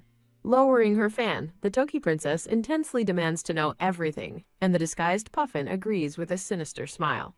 Puffin internally vows to do this for her king, as a memory of Raven and Eglet's peaceful picnic flashes by. The story pauses for a brief chapter break. At the Demon Lord's castle, two guards discuss the quiet human army, with the red-haired one showing disdain for them. The blue-haired guard asks his red-haired companion if he knows of the white princess Eglet. The red-haired guard speculates that she could be a human princess, but the blue-haired guard scoffs at the idea. A flashback begins, with Eglet looking on with concern and asking someone if they are okay. She's speaking to the red-haired guard whose arm is injured, and she insists on treating his wound despite his protests. The memory shows Eglet gently tending to the red-haired guard's bandaged arm as they sit together. Back in the present, the blue-haired guard teases his friend, asking if that's when he fell for her, which the red-haired guard furiously denies. Elsewhere, Raven overhears a shocking rumor that a demon has fallen in love with the human princess Eglet. Raven sits at his desk in silent, deep thought. The two guards are shown again, confirming they are the source of the rumor about someone being in love with Eglet. Raven mulls over the words, wondering which demon could be in love with Eglet, as he didn't catch the name. He continues to ponder, questioning who could have possibly gotten so close to her. His mind flashes through images of Eglet's life in the castle, first showing her training with soldiers. Next, He pictures her cheerfully serving food to demon children in the cafeteria. He then remembers her happily knitting alongside demon children and their parents. Overwhelmed by how many people she's interacted with, a chibi raven realizes there are far too many suspects. He thinks about Eglet's trusting and meddlesome nature, calling her naive to the ways of the world. Raven finds her difficult to understand, feeling she vanishes the moment he looks away and is always wandering off. He recalls her vulnerability, remembering her thoughts of being a powerless, hidden princess unlike someone else with magic. The memory of her soft voice calling his name, Raven, echoes in his mind. Lost in thought, Raven blushes deeply, clearly flustered by the memory of her. A sudden click of a door handle catches his attention as Eglet peeks in, noticing a noise. Finding a flustered chibi raven at his desk, she asks him what's wrong. Eglet touches his forehead, worried his red face means he has a fever, and wondering if demons can even get sick. She smiles warmly, offering to take care of him, saying it's the least she can do even if she's not his hug pillow. Raven gently takes her hand and kisses it, telling her she doesn't have to do anything for him. He looks at her sincerely, telling her that simply staying by his side is enough, causing her to blush. Hearing a noise at the door, Raven announces he's coming as Eglet watches with concern. Raven turns to Owl with a serious expression, instructing Eglet to stay behind him. Watching from afar, the two guards conclude that the demon lord himself must be the one in love with the human. Left alone, Eglet sits anxiously, fearing the approaching human army will lead to a massive war. She looks on with a heavy heart, wishing she could stop the conflict, but knowing it isn't that simple. Turning around, Eglet is surprised to find Puffin standing in the doorway with a stern look. Eglet recognizes her and calls out her name, confused by her sudden appearance. Puffin forcefully grabs Eglet's arm as Eglet cries out her name in surprise. With a violent shove, Puffin pushes Eglet towards a rift of red, crackling energy. Eglet falls backward into a strange, glowing red void, utterly bewildered as Puffin watches from above. She lands hard on a stone floor with a painful thud, crying out in shock. Looking up from the ground, Eglet is met with the sharp tip of a sword pointed directly at her. She finds herself completely surrounded by armored human soldiers with their swords drawn. A man in a blue and white military uniform steps forward, looking down at the captured Eglet. The blue-haired man gazes down at her and declares, "Found you, Eglet." The disguised Puffin appears beside the man, asking if this is the girl he was looking for, and he confirms she is. The man then turns his sword on the old woman, outing her as a demon. He orders his soldiers to restrain the demon with a magic seal and to take Eglet away in the carriage. Trapped on the floor with swords crossed at her neck, Eglet hears an ominous thought. Mother is waiting for us. Back in Raven's empty, ornate office, a voice calls out, questioning, "Eglet?" Raven stands in the doorway, realizing the room is empty, and she is gone. He sighs in frustration, thinking about how she has wandered off once again. His attention is caught by a faint, crackling trail of red energy lingering in the air. Raven examines the residue, identifying it as space magic and questioning who could have used it, knowing Eglet couldn't. As the red particles glow in his hand, a look of sudden realization crosses Raven's face as he identifies the culprit. Puffin. Elsewhere, a cell door slams shut, and Eglet is thrown into a dark prison. The blue-haired man stares down at Eglet through the bars, surprised she's still alive and human, while Puffin lies captured in another cell. Eglet asks if he's going to kill her, but he coldly informs her she will wait there until her punishment is decided. Confused, she asks about special treatment, and he scoffs that he'd planned to kill her, but their mother pleaded for her life. A sudden thought strikes Eglet as she wonders if the original course of events hasn't been fully altered yet. A flashback reveals the original plan, a ritual to sacrifice Eglet to summon a saint, which Raven internally notes is entirely unnecessary. A blood-splattered screen details the grim original timeline: sacrifice the princess, summon the saint, and defeat the Demon King. The thought of the Demon King's death sends a wave of despair through Eglet. Back in the present, the blue-haired man blushes and looks away, muttering that running away from her didn't help. Eglet reflects that she brought this on herself, just as a sudden noise startles both her and the blue-haired man. With newfound resolve, Eglette declares she's not the same as before and can escape, only to discover the magic ceiling bars nullify her power. She wonders why she was put in a magic ceiling cell, realizing someone must know she can use magic, and groans in frustration. In a nearby cell, Puffin lies unconscious on the stone floor. Seeing her, Eglette calls out in concern, warning that magic is sealed here, but Puffin furiously tells her to shut up.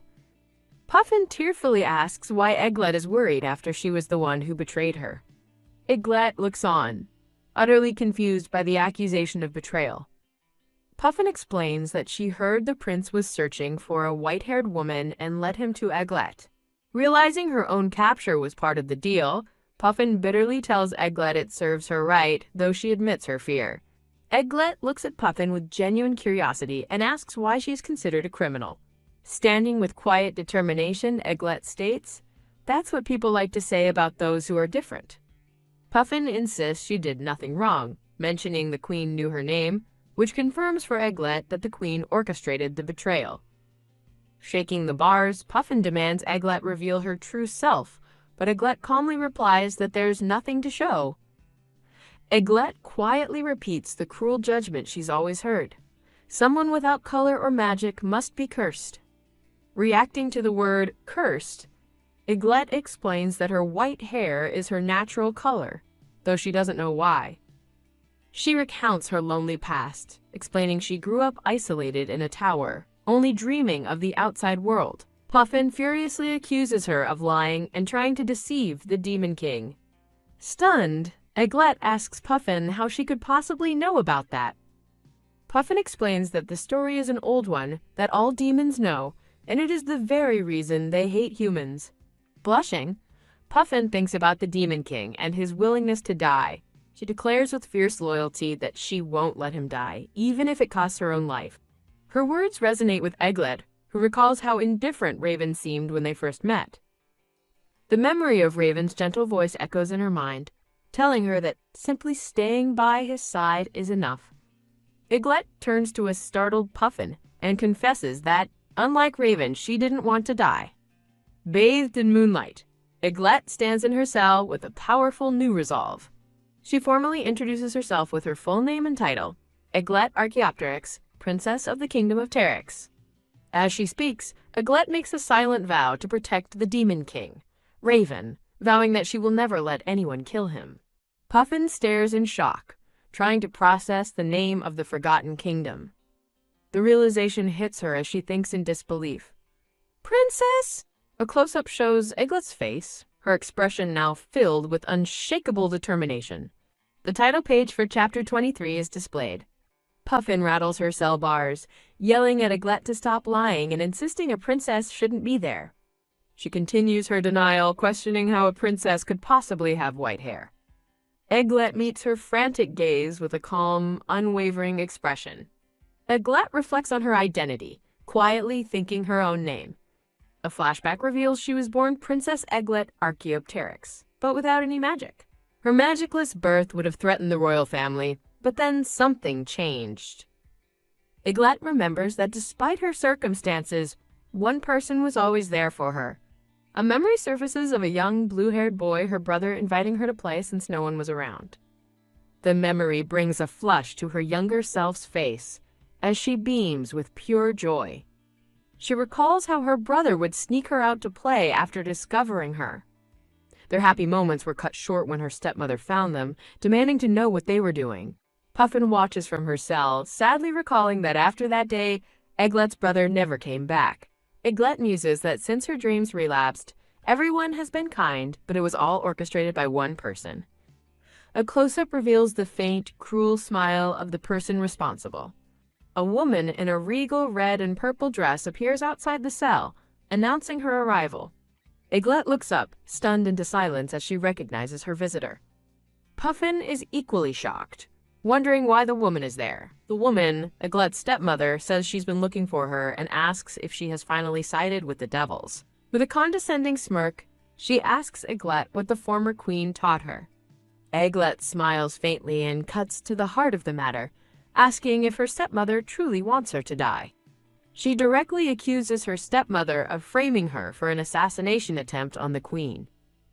Realizing it's true, Eglette notes her brother isn't one to insult people without reason, as her stepmother coolly adds he'll soon be king.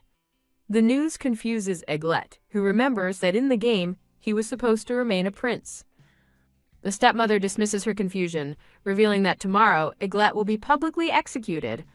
As Eglette gasps, her stepmother cruelly adds that her death will conveniently help defeat the Demon King. Feigning sorrow, the stepmother bids Eglette a final goodbye, reminding her that tomorrow is her last day. She then drops the act entirely, erupting into a fit of maniacal laughter while Eglette stares in horror. Later that night, Puffin sleeps fitfully in her cell. Bam! She suddenly jolts awake, shaking the bars and screaming that she's bored. Eglette sits in quiet contemplation, accepting that she can't escape now. She wonders if her only remaining hope lies in what will happen tomorrow. She realizes her execution won't be a quiet affair, but a public judgment before the nobles. Eglette considers a desperate plan to steal a soldier's sword, but questions what she would do next. She thinks of her brother, Heron, acknowledging that while strong, he is not invincible. Overwhelmed with despair, she wonders how she could possibly make them believe the truth. A sudden, grim realization dawns on her. If she dies, Raven will also die. Shaken, she grips the bars with newfound resolve, declaring she cannot let that happen. A black crow lands on her window before transforming into a cascade of dark feathers. As the feathers settle, Raven appears in her cell, much to her astonishment. He looks at her with deep concern, speaking her name with urgency. Standing before her, Raven softly tells her that he has finally found her. Eglette looks up at him, her eyes wide with disbelief as she whispers his name. A flustered Raven begins to ask why she left, but he's cut off. Grab. Eglette lunges forward and seizes his arm without a word. She pulls herself into his arms, embracing him in a desperate hug. Face buried in his shoulder, Eglette blushes, overcome with emotion. She lets out a soft sigh of relief, still clinging to him tightly. As they embrace, Eglette looks up at him, tearfully asking if it's really him. From the other cell, Puffin retorts that it's because Eglette won't be here anymore. Holding her tight, Raven scolds her for not staying by his side like he commanded, as Puffin watches the reunion. Puffin quietly observes the Demon King holding Eglette in a protective embrace. Pressed against him, Eglette wonders if he's this worried simply because she's the body pillow that comforts him. A flustered Raven bites her hair, insisting that her being a body pillow isn't why he's worried. Holding her close, Raven clarifies that he wants her to be his wife, stunning Eglette into silence. Leaning into his embrace, Eglette asks if she can stay by his side, making him blush. Overcome with emotion, a blushing Raven shyly agrees to her heartfelt request. Eglette insists she must resolve things herself, refusing Raven's offer to handle it for her. With a look of resolve, she declares that this is something she must do on her own. Raven reluctantly agrees to her plan, but warns that he will intervene if she's in any danger. She smiles gratefully and accepts his terms. He gently kisses her hand as she begins to thank him. Holding her hand, Raven vows not to let her go, clarifying it's not just for comfort, and she understands. From her cell, a blushing Puffin is left speechless by their intimate moment. The next day, the court is abuzz as nobles gasp in shock, announcing her arrival. Princess Eglette is led into the hall alongside Puffin, both bound, as Eglette maintains a calm expression. She stands before the throne, facing her family and the assembled court. Looking at the throne, she calmly addresses her father and brother. Her gaze then falls upon her stepmother, who peers coolly from behind a fan. A tense silence hangs between them, before the stepmother breaks it with a triumphant, cruel smile. The stepmother recoils dramatically, accusing Eglette of trying to curse her, causing Heron to cry out in alarm. Heron angrily demands the priest reveal her crimes, and the priest begins reading the formal charges, ending with a death sentence. The priest adds that she used a forbidden spell to summon the Demon King, shocking the listening nobles. Heron testifies that while they defeated the Demon King, she managed to escape with him afterward. The priest proposes an alternative sentence, sacrificing her to summon a saint. and Eglet realizes the true, twisted nature of their plan. She calls out their hypocrisy, asking if they will truly kill her on false charges and call it a noble sacrifice. Her direct accusation leaves her brother, Heron, momentarily stunned. The court begins to murmur, questioning the terms wrongly accused and sacrifice. Putting on a show, the stepmother bursts into tears, dramatically lamenting that the kind princess is gone. She pleads with the distressed emperor to use the flames to save Eglet, and he weakly agrees. With the king's permission, she rises and commands the guards to bring the flames. A heavy thud echoes through the hall, startling both Eglet and Puffin. The source of the sound is revealed, a massive, chained dragon being led into the throne room. The dragon lets out a furious, deafening roar. Unafraid, Eglet smiles brightly at the beast and asks to borrow its power. She repeats her accusation, questioning if they'll truly sacrifice her based on a crime she didn't commit. The dragon, now a glowing red, stands before her as a voice orders them both to be imprisoned. The massive red dragon looms over the two girls, its gaze fixed upon them. Facing the dragon, she renounces her title, stating that she is no longer the princess of this nation. A single tear escapes her eye, betraying the sorrow behind her defiant words. The stepmother turns to the terrified emperor, pressing him to give the final order. Stuttering in fear, the emperor gives the command to proceed. A guard shouts the order to purify the royal blood tainted by the demon. In response, the dragon opens its maw and lets out another thunderous, fiery roar. Tesk. As the dragon attacks, Puffin clicks her tongue in annoyance while Eglet watches in shock. With a burst of power, Puffin summons a massive magical shield, blocking the dragon's path. The shield holds, but Puffin realizes with dread that she's too weak from a previous fight to maintain her full power. Kia! The shield shatters under the strain, sending both girls flying backward. As she's thrown back, Eglet is startled to find that the impact has loosened the ropes binding her hands. Catching the weakened Puffin, Eglet desperately asks why she protected her. Tears streaming down her face, Puffin explains that the Demon King desperately needs her. Her expression hardening with resolve, Eglet promises she won't let Puffin die here. Leaning in close, she whispers that everything she does is for the Demon King's sake. With her hands untied, Eglet gently holds the bound and confused Puffin. Standing protectively before Puffin, Eglet tells her to stay strong, vowing to end this herself. The nobles murmur in confusion, questioning why a demon protected the princess and whether she's truly allied with them. The stepmother scoffs, believing the dragon is holding back for some reason. Kya! A powerful vortex of blue energy erupts around Eglet. She walks calmly through the throne room, leaving a trail of shimmering blue magic in her wake. A voice notes that while she was once timid, her face is now full of confidence. Stunned, the stepmother recognizes this newfound strength, realizing it's just like someone she once knew. A memory flashes back to a younger stepmother and a pink-haired girl making flower crowns in a field. The pink-haired girl excitedly presents her finished crown, calling out to her friend, Maina, "It's done." The young stepmother, Maina, smiles and praises the girl, Iris, for her talent. Back in the present, the memory leaves the stepmother shaken and horrified. As Heron recalls his stepsister Iris's similar fate, he realizes Eglet must be eliminated, just as the dragon unleashes a massive fireball. Eglet stands firm against the approaching inferno, seemingly unafraid. She holds out her palm, effortlessly gathering the dragon's fire into a sphere of raw energy. Clenching her fist, she absorbs the immense power in a brilliant flash. Surprised, Eglet admits she absorbed the power completely and finds it difficult to control. A confident, knowing smile spreads across her face. She faces the beast, declaring she'll now grant its wish and kill it, telling it to come at her with its full power. The dragon roars, unleashing another torrent of powerful flames directly at her.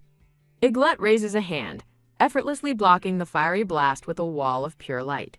With a determined expression, she contains the raw fiery power in a glowing orb between her hands. Pressing her palms together, she begins to purify the volatile energy. With her eyes closed peacefully, She holds the stabilized, radiant orb of light. The dragon lowers its head as Eglet smiles and offers back the purified energy, announcing she's returning it. A blinding flash of holy light erupts from the energy transfer, engulfing the room. The royal family shield their eyes, reeling back in shock from the intense blast. The stepmother stares in utter disbelief, whispering that it's impossible. As the light fades, Eglet stands before a pile of ash where the dragon once was, a single red gem left behind. She gently cradles the red gem, softly promising to make sure it gets home safely. A black raven lands on her shoulder as she stands resolutely over the ashes. The nobles cry out in terror, calling her abnormal for consorting with a demon and warning everyone to stay away. The raven on her shoulder calmly asks what she plans to do next. Eglet turns her attention to her terrified stepmother, coldly uttering her name. Eglith confronts her stepmother with a chilling question, a large black crow perched firmly on her shoulder. The dark-haired woman recoils in visible shock, stunned by the sudden and defiant return of the girl. Years earlier, a young, blue-haired Maina studies magic formulas intensely, determined to master every complex detail. A sudden, loud bang sounds as young Ibis bursts through the door, excitedly calling out to her friend. 6-year-old Ibis beams with innocent joy, her pink hair and bright yellow eyes radiating a cheerful energy. Maina sternly scolds Ibis for the interruption, explaining how dangerous it is to break a mage's concentration. Laughing lightheartedly, Ibis cheekily admits she couldn't sense any magic coming from her friend at all. Maina observes that despite Ibis's low magical capacity, the girl possesses remarkably sharp and accurate natural instincts.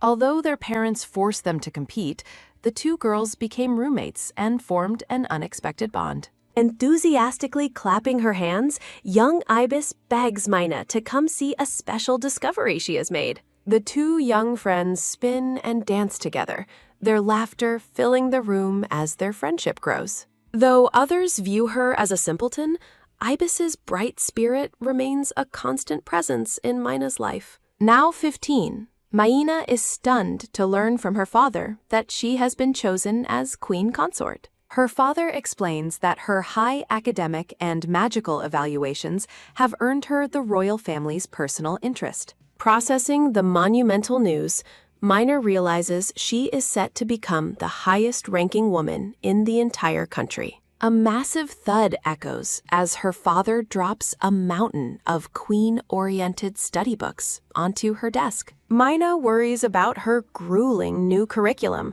which leaves her time for nothing but eating and sleeping. Reflecting on her father's cold expectations, Maina bitterly wonders why her perfection still feels like losing. 15-year-old Ibis notices her friend spacing out and kindly asks if something is weighing on her mind. Maina forced a smile and lies about her worries, noting how Ibis never seems to have a care. In class, Ibis argues that since magic capacity is fixed, there is no use in worrying about it. As Maina walks through the halls, the school gossip confirms everyone expects her to be the next queen. Ibis shares a spotting Maina nearby. Ibis calls out with joy, unaware of the deep resentment her friend is currently feeling. Maina performs a perfect formal curtsy to the prince, who responds with a polite but slightly awkward greeting. A painful narrative reveals the prince came specifically to see Ibis, ignoring his secret fiancée, Maina. Ibis excitedly shows Maina a new magic formula she developed specifically to help those with low capacity. Her revolutionary spell allows the magically weak to cast strong magic, a breakthrough that leaves Maina speechless. The prince praises Ibis's ingenuity and her genuine concern for helping people, his admiration clearly visible. Overwhelmed by a sense of defeat, Maina pales as she realizes her academic superiority means nothing here. A sharp slap sounds as Maina's father rages. Ibis became queen while Maina was relegated to a concubine. Consumed by dark thoughts, Maina questions why Ibis was chosen, when Maina was better in every possible way. The past merges with the present as the image of young Ibis looms over the defiant, white-haired Eglith. A sudden scuffle erupts as the stepmother's son tries to restrain his mother's violent and erratic behavior. Lost to murderous rage, the stepmother screams and lunges at Eglith with a drawn sword in hand. A massive black wing sweeps across the scene as a powerful voice commands Eglith not to move. A loud clang rings out as the stepmother's sword is violently knocked away by a sudden, dark intervention. Eglith stares in shock as a dark presence looms over her, insulting her attacker as a lowly human. The Demon King holds Eglith protectively, his eyes flashing with fury as he warns the stepmother away. His massive horns and overwhelming magical aura cast a terrifying and oppressive shadow over the entire room. Paralyzed by pure terror, the stepmother and her son can only watch the powerful being's protective display. The legendary Demon King is revealed in his full glory, holding Eglith close as he asserts his dominance. The title screen appears against a shimmering purple backdrop, marking the start of a new, dark chapter. Eglith looks up at her savior with tearful eyes, softly speaking the name Raven as she processes the rescue. Raven offers a gentle, apologetic smile, explaining he simply couldn't stand by and watch her be harmed. Panic spreads through the crowd of witnesses as they realize the most feared entity in the world has appeared. Crying out for his mother, the blue-haired son rushes forward to confront the demonic threat before him. A firm grip tightens around the hilt of his sword as the young man prepares for a desperate battle. The son boldly draws his blade, declaring he will not allow the Demon King to do as he pleases. The stepmother watches with a mix of fear and grim determination as her son stands against the Horned King. The blue-haired woman stands in the shadows, her expression cold as she contemplates the weight of a demonic pact. Looking visibly shaken, the blue-haired woman reacts with shock as her past secrets begin to surface. Raven reveals the woman's true identity as the concubine who used dark magic to curse the former queen. Now identified as the Dark Fallen Mage, the blue-haired woman's composure crumbles under the weight of the accusation. Eglith listens in stunned silence, struggling to process the revelation of a curse placed upon her own mother. A haunting vision of the pink-haired Ibis appears, echoing a child's desperate cry,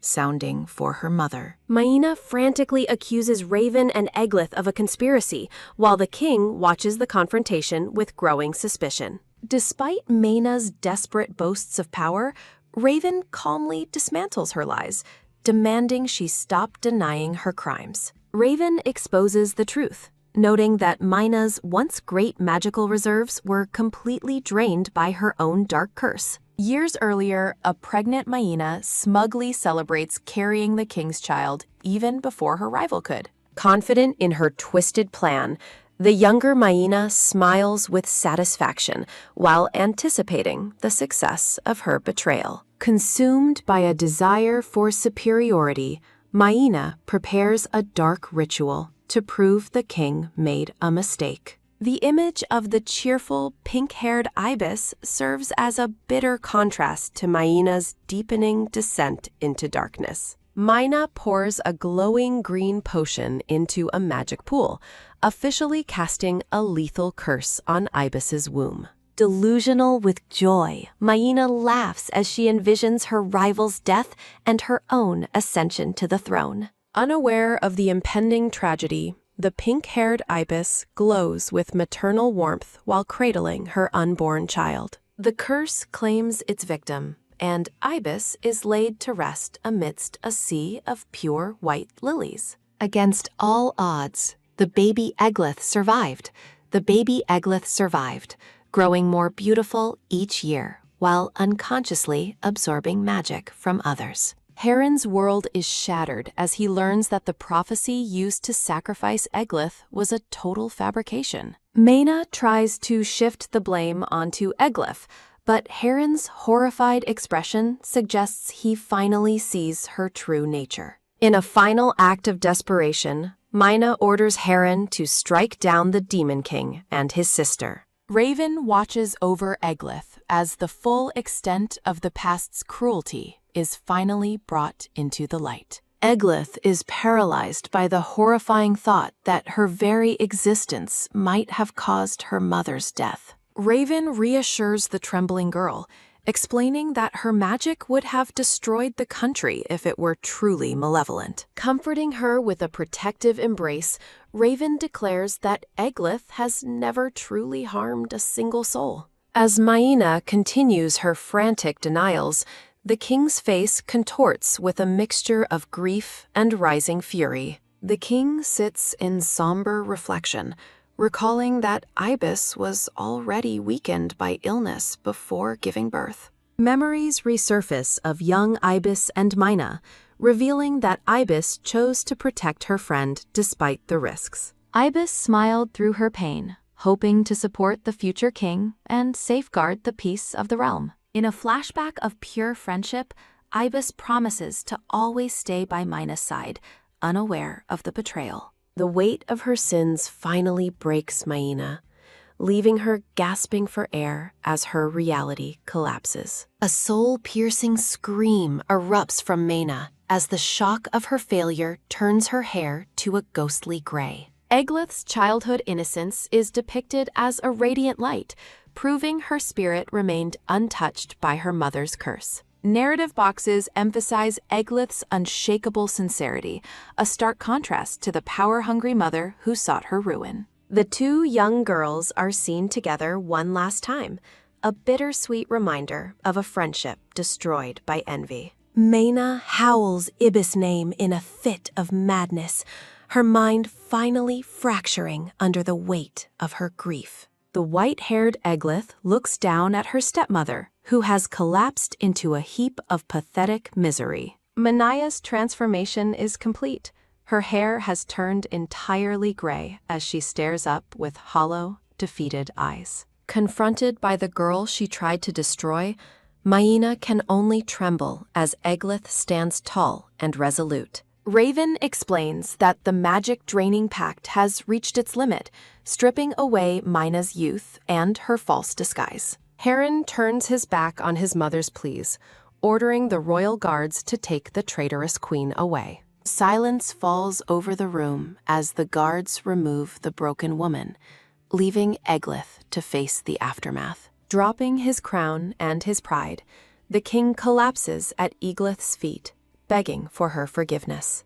Deeply remorseful, the king weeps openly, admitting that his only correct decision was choosing Eglith's mother. Eglith watches with a pained, distant gaze as the king shifts all the blame for their suffering onto Maina. The king pleads for a chance to reconcile, his voice trembling with a desperation that comes too late. Eglith's face remains unreadable, her eyes shadowed as she dwells on the word that once meant everything. The king waits in agony for a response, but the silence between father and daughter feels like an ocean. Eglith coldly cuts through his excuses, reminding him that he never once treated her with parental love. A massive dragon looms behind the siblings, symbolizing the powerful protection that once shielded the tower's sheltered princess. Heron laments the suffering his mother caused Eglith and vows to finally save his sister from her fate. Desperately calling out, Heron begs Eglith to remember the gentle person she was before the darkness took hold. Heron brandishes his sword at the Demon King, demanding his sister's release with a mixture of fear and determination. Raven prepares a surge of dark magic as Eglith softly calls his name, seemingly unbothered by her brother's threat. The siblings stand face to face as Heron holds his blade between them, his hands trembling with unresolved grief. Eglith gently touches the blade, reminding Heron of the flower crown he once crafted for her in happier times. A tearful, joyful smile breaks across Heron's face as he admits he still remembers that precious childhood memory. Eglith's expression turns ice-cold as she reminds Heron that he never once believed in her during her imprisonment. Heron is paralyzed by shock as Eglith declares that her suffering was entirely his and their father's fault. A vision of the innocent, flower-crowned Eglith contrasts sharply with the broken man's current, agonizing reality. A sharp clang rings out as Heron's sword slips from his hands and clatters uselessly onto the floor. Heron collapses to his knees in total defeat, unable to bear the weight of Eglith's rightful resentment. Eglith observes her brother's broken spirit, coldly deciding that his current misery is a fitting conclusion to their past. Gazing at the stars, Eglith questions if she has truly fallen into darkness, but decides it no longer matters. Eglith smiles with newfound peace, realizing that her place beside the powerful Raven is all she truly needs. Raven looks down at Eglith with a soft gaze, suggesting that they finally return to their true home. Eglith offers a warm, certain agreement, ready to leave the ghosts of her former life far behind her. Heron watches in stunned silence as the sister he tried to rescue chooses the Demon King over him. Massive black wings unfurl as Raven takes flight, carrying Eglith away into the safety of the night sky. Heron reaches out with a desperate cry, pleading for them to wait as they ascend toward the moon. The pair soars high above the kingdom's towers, leaving the ruins of Eglith's childhood and Heron's regrets below. Raven holds Eglith close, telling her to be prepared for what comes next as they approach their destination. Eglith responds with a shy, blushing smile, her heart racing as she rests in Raven's protective and powerful arms. As they fly, Eglith reflects on the overwhelming series of events that led her to this incredible moment. She recalls waking up in this world, hiring the Demon King, and her strange role as his body pillow. Her memories shift to life in the castle, her eventual capture, and finally settling her destiny with Heron. In the present, Raven carries Eglith through the cool night air as she processes the closure she finally found. Raven notices her quiet reflection and gently asks what is wrong as they drift through the starry sky. Eglith offers a bright, happy smile and assures him that everything is fine now that she is back. A deep blush spreads across Eglith's face as she leans closer to the man who saved her soul. The green-horned owl greets them warmly upon their arrival, expressing deep relief that they have returned safely. Raven stands tall and protective with Eglith as they face their loyal subordinate in the quiet castle hall. Eglith expresses her gratitude to Owl, while Raven maintains a stoic but satisfied presence beside the young girl. Eglith asks Owl to look after a red dragon egg and the small, sleeping creature she calls Puffin. Owl adjusts his glasses with interest, leaning in to examine the mysterious items Eglith is cradling so carefully. The tiny Puffin sleeps soundly beside the large, scaly red egg as Eglith holds them both with care. Eglith explains that Puffin exhausted her magic to protect her from harm during their time in the tower. Flashbacks show a brown-haired Puffin being drained of magic in prison, while still striving to shield her mistress. Owl accepts the dragon egg and the resting Puffin, promising Eglith that he will personally ensure their recovery. Eglith asks if they will be all right, and Owl kindly reassures her that it will simply take some time. Raven teasingly reminds Eglith that she should have trusted him from the start, prompting a joyful reaction. Raven informs Eglith that a medicinal bath and a warm meal have already been prepared for her return. A sudden, loud growl sounds from Eglith's stomach, instantly breaking the serious mood of their late-night homecoming. Mortified and blushing intensely, Eglith admits she is starving after being unable to eat for such a long time. Owl hides a slight blush of his own, suggesting they proceed with the meal first to satisfy her hunger. Raven breaks into genuine hearty laughter, finding Eglith's embarrassment and her appetite to be incredibly charming. Eglith cries out in a flustered protest, telling Raven to stop laughing at her as her face turns red. Owl watches the playful interaction with a gentle smile, moved by the rare sight of Raven's innocent laughter. Later, Eglith sits quietly on the edge of the bed, watching Raven with a shy and hesitant expression. Raven reaches out to cup Eglith's blushing face, his voice low and gentle as he asks what's wrong. Raven gazes at Eplet with a serious expression, softly calling her name as a gentle light surrounds them. Her white hair glowing, Eplet looks up at Raven and asks for the truth about his feelings. Raven rubs his black hair awkwardly, admitting that he never expected to feel such deep, confusing emotions. In the shimmering vision, Eplet's mother, or her past self, smiles brightly, symbolizing a warm, precious memory. Raven gently holds a lock of Eplet's hair, recalling how she once pleaded for her life to him. Blushing intensely, Eplet is stunned by Raven's sudden confession that he cannot bear the thought of losing her. Overwhelmed by her own racing heart, Eplet stumbles into Raven's arms, questioning why she feels so drawn. Eplet clings to Raven's chest, closing her eyes as she finally whispers a heartfelt confession of love. Raven cups Eplet's face and gazes into her eyes, warmly confirming that he feels exactly the same way. The two share a tender, private moment on the bed, their long-held emotions finally blooming into a deep embrace. Raven, his shirt open, pulls Eplet close and possessively declares that she belongs solely to him. A decorative title card marks the beginning of Chapter 30, set against a soft, glowing background. Raven pulls Eplet into a passionate kiss, their shared affection filling the room with a warm, romantic light.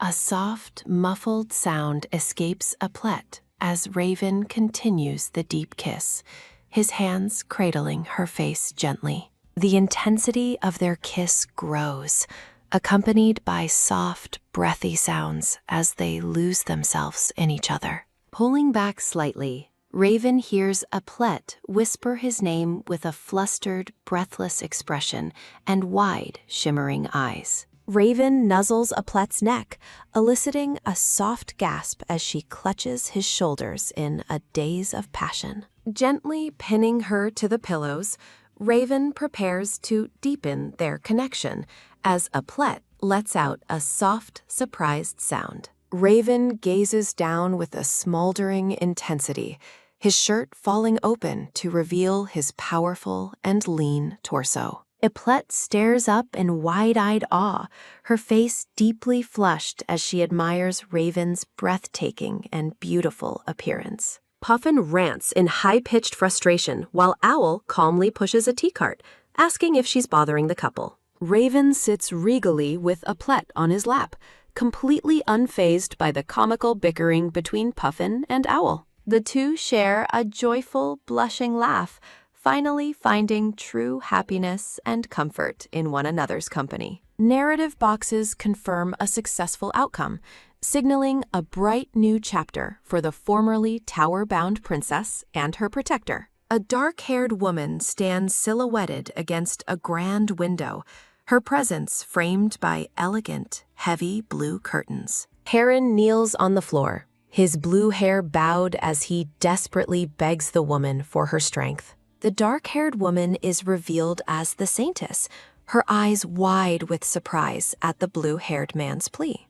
Raven unfurls his massive black wings while protectively holding Eplet, who contemplates her descent into her new life. His stark narrative message emphasizes that the current dark reality is entirely the fault of those who failed her. A hand reaches out with desperate urgency, accompanied by a frantic, echoing cry for Eplet to wait. Heron bolts upright in bed, screaming his sister's name as he awakens from a terrifying, vivid nightmare. He sits panting in his grand bedchamber, realizing that his sister's disappearance was not just a bad dream. Gripping the sheets in despair, Heron laments his sister's fate and wishes the harsh reality was only a dream. A dark illustration shows the Demon King holding Eplet captive, surrounded by sharp thorns and an aura of danger. Tears stream down Heron's face as he takes full responsibility for failing to protect Eplet from their mother's malice. Heron's mind conjures a comical yet dark vision of Raven tormenting a weeping Eplet with a long whip. Gazing out a window, Heron vows to save his sister, urging her to hang on just a little longer. Heron's expression hardens with resolve as he decides that defeating the Demon King is his only path to redemption. A soft, polite voice interrupts the silence of the room as a woman with long dark hair enters. Hibari, the dark-haired saintess, approaches Heron with concern, asking if he is all right after hearing his loud nightmare. Heron offers a small, forced smile, apologizing to the saintess for causing a commotion in the middle of the night. Text reveals that Hibari was summoned from another world only days ago after encountering a set of ancient texts. Heron sees Hibari as the kingdom's final hope for bringing Eplet back from the Demon King's dark fortress. Hibari urgently grabs Heron's hand, her face flushing as she tries to reassure the grieving blue-haired prince. She speaks with a soft, determined voice, acknowledging the horror of his sister's kidnapping and offering her support. Heron looks into Hibari's eyes with a mixture of shock and dawning hope, moved by her sudden, sincere empathy. Hibari asks Heron to call her by her name, feeling a strange but familiar bond with him already. She admits her confusion about this new world, but identifies the Demon King as the primary source of darkness. Heron's eyes shimmer with renewed purpose, inspired by Hibari's promise to restore the light of dawn together. Hibari offers a confident, radiant smile, declaring her firm intention to personally defeat the Demon King for the kingdom. Heron glows with hope, blushing as he places his full trust in Hibari's strength. Soft, rhythmic scrubbing sounds echo as Eplet diligently cleans the floor with a damp cloth. Gasping for air, Eplet wipes her brow in relief after finishing her strenuous chores in the castle. Carrying her bucket, Eplet realizes the palace was already spotless, and her cleaning felt largely unnecessary. Life in the Demon King's castle continues as Eplet resumes her duties and her nightly role as his companion. Eplet's face flushes a deep red as she shyly recalls the passionate events of the previous night. Eplet lets out a startled cry as Raven suddenly appears behind her, calling her name. Raven offers a faint, teasing smirk, gently advising the flustered Eplet not to be so easily startled. Her heart pounding, Eplet protests his sudden appearance and begs him not to sneak up on her. Raven points out her constant daydreaming, causing Eplet to blush even more intensely under his close gaze. A heavy thud sounds as Raven pins Eplet against the wall, his presence overwhelming and intense. With a serious expression, Raven admits his possessive jealousy, his dark eyes never leaving hers for a second. Flustered and stumbling over her words, Eplet tries to deny the obvious growing tension between them. Eplet reflects on how Raven's affection has become increasingly bold and passionate since they became a couple. Raven leans in close, his gaze searching her eyes as he asks if she is being truthful. Fidgeting with her soiled hands, Eplet tries to keep her distance to avoid getting him dirty. Raven silences her with a sudden, passionate kiss, eliciting a soft, muffled sound of surprise from her. Lost in a deep embrace, the couple shares a lingering, breathless kiss that fills the room with romantic heat. Raven pulls back slightly, calling Epaulette's name as she remains dazed and flustered from his touch. Epaulette suddenly erupts in a frantic scream of embarrassment, pushing away from a bewildered and stunned Raven. Desperate to escape the tension, Epaulette flees the room, claiming she still has more cleaning to finish. Raven rubs his head awkwardly, wondering if his frequent advances are becoming too aggressive for her comfort. A soft, nervous gulp sounds as Raven prepares to reveal a secret he has been hiding. Raven's hands tremble slightly as he stares at a small ring box, feeling uncharacteristically nervous. Standing in her nightgown, Epaulette contemplates their deepening bond and the time they have spent together. Raven's intense declarations of love and desire echo in Epaulette's mind, making her heart race with excitement. Epaulette covers her face in embarrassment, worrying about how Raven might act in front of others. Gazing into the mirror, Epaulette worries that her shy avoidance is making Raven feel anxious and overprotective. Despite his overwhelming passion, Epaulette finds comfort in Raven's constant admiration of her flustered state. Epaulette wonders if Raven intentionally leaves marks on her skin as a sign of his deep devotion. Epaulette realizes that the Demon King is a man of direct action who never hides his true emotions. Sensing his lingering hesitation, Epaulette suspects that Raven is struggling to find the words for something important. A loud bang startles Epaulette as Puffin bursts into the room with urgent, wide-eyed energy. Puffin scolds Epaulette for not being dressed, her voice high-pitched and full of impatient frustration.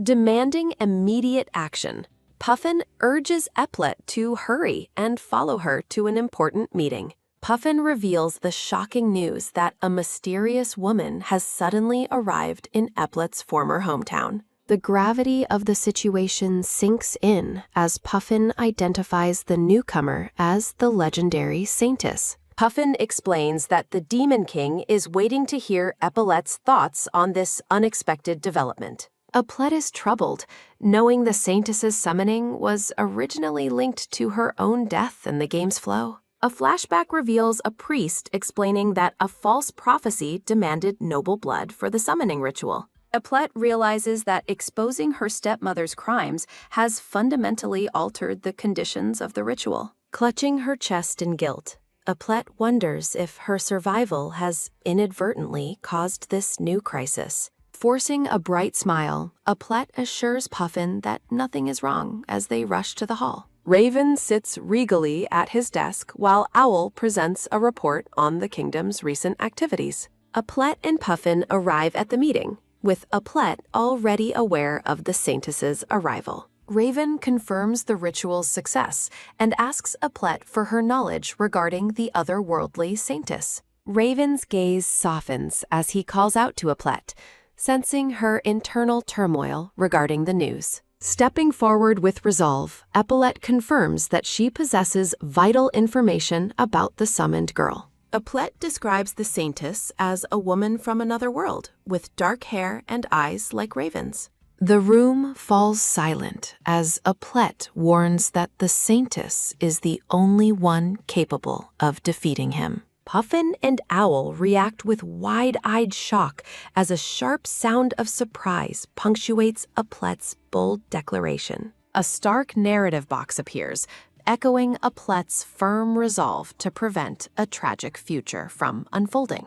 Epaulette's eyes shine with determination as she vows to protect Raven from being defeated by the coming Saintess. Golden frames describe the Saintess as an otherworldly hero summoned specifically to defeat the Demon King. Raven questions Epaulette's meaning, while Owl and Puffin listen intently to the high-stakes conversation in the hall. Epaulette demands that Raven entrust the matter of the Saintess to her, her face filled with intense focus.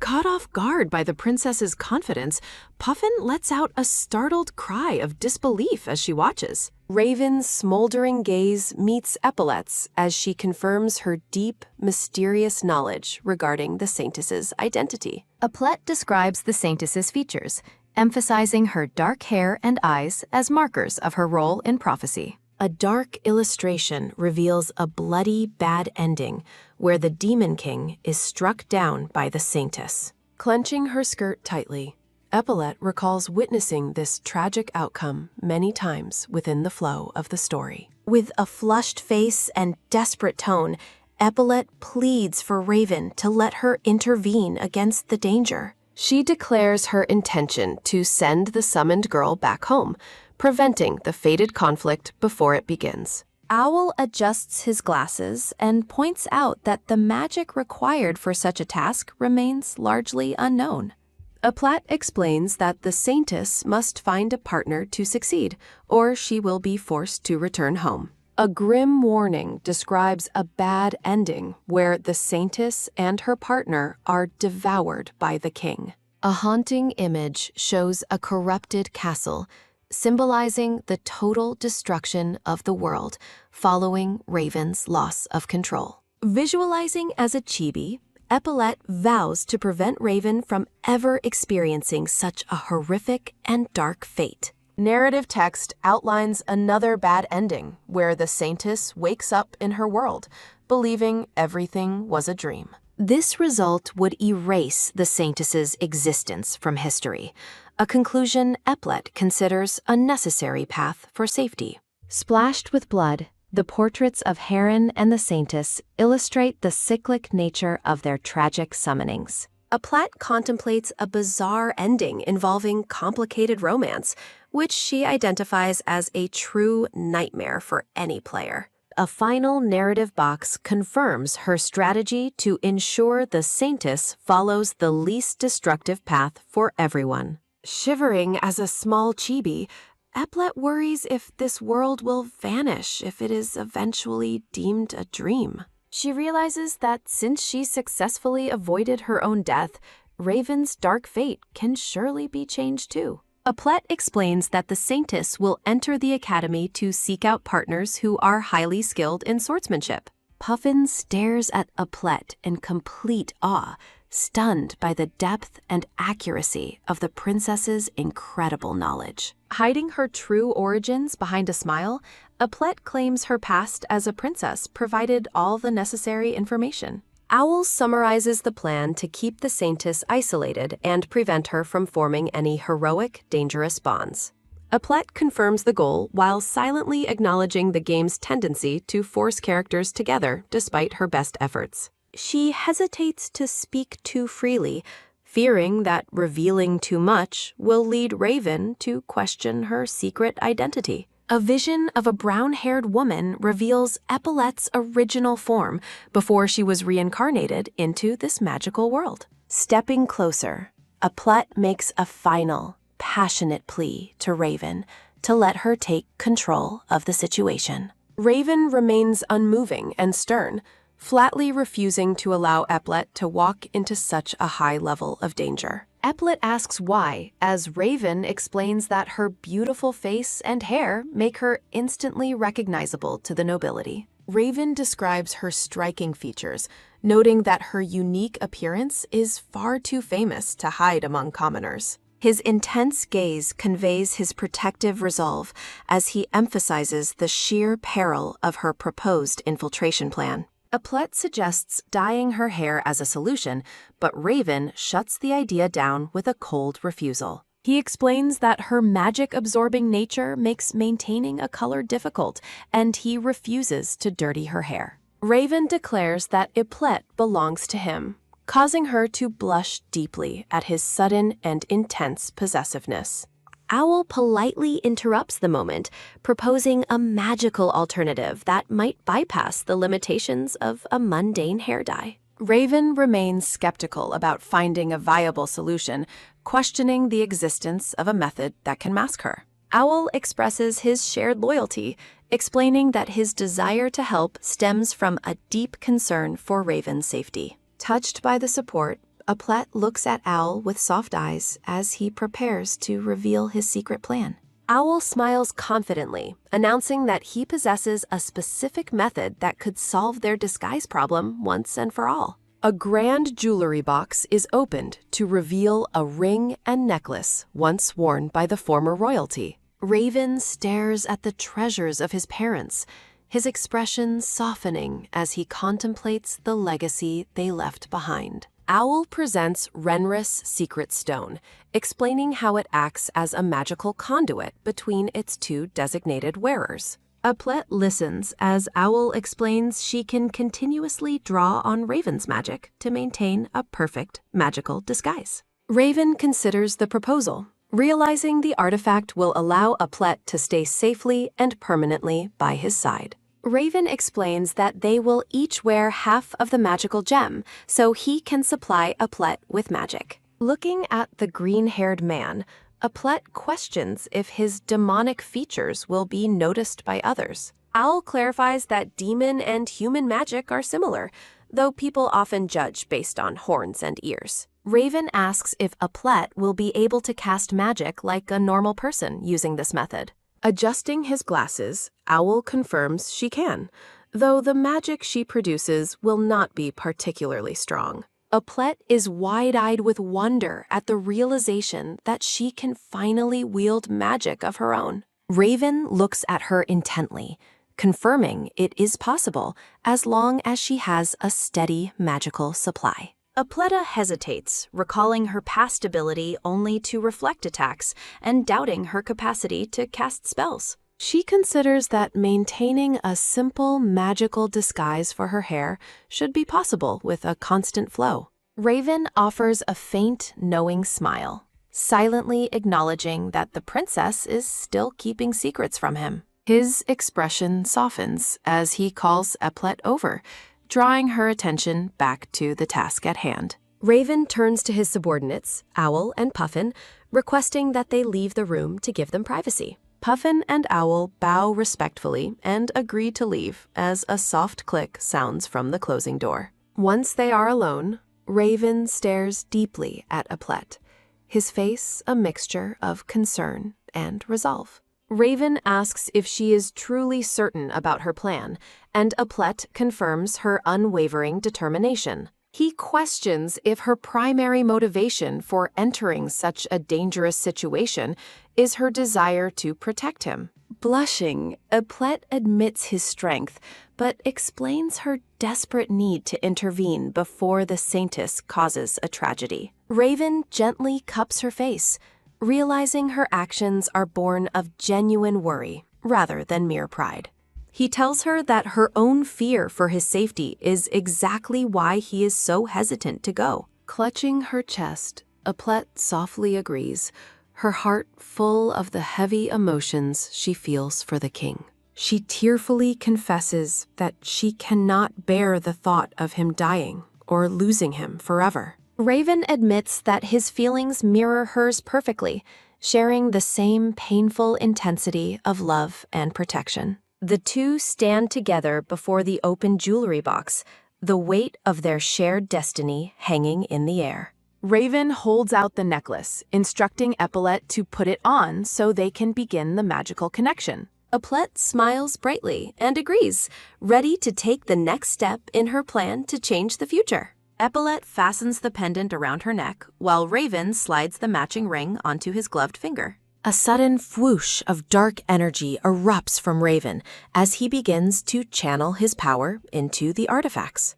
Aplet gasps with a soft ah as the stone on her necklace begins to glow with a vibrant light. Raven encourages her to try using his magic, promising to increase the flow to help her maintain the spell. Closing her eyes in deep concentration, Epaulet focuses on enveloping herself in the surging magic to change her appearance. A shimmering light surrounds her, and Aplet's hair transforms into a long, brilliant shade of pink. Raven gazes at her new look, admitting with a heavy heart that he truly does not want her to go.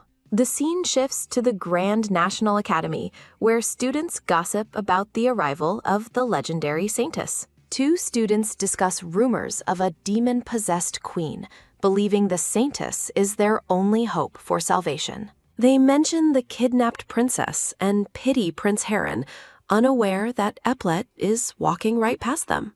Dressed in a school uniform, the pink-haired Epaulet reflects on her new fake identity as Ibis White. A narrative box identifies the prestigious Pteryx Kingdom's National Academy for Magical Knights as the current setting. The school is described as a boarding academy where the children of the nobility are sent to study. It hosts elite magic and night courses alongside a larger general course for various other noble students. Attending the academy has become a major status symbol for the kingdom's elite and ambitious families. Eplet walks through the busy hall, noting that money is often the key to entry in modern times. She reaffirms her cover as the daughter of a merchant tycoon, having forged her way into the school. Eplet vows to remain a background character while carefully manipulating the events to prevent the game's bad endings. Her attention is caught by a girl with long, dark hair walking ahead of her in the hallway.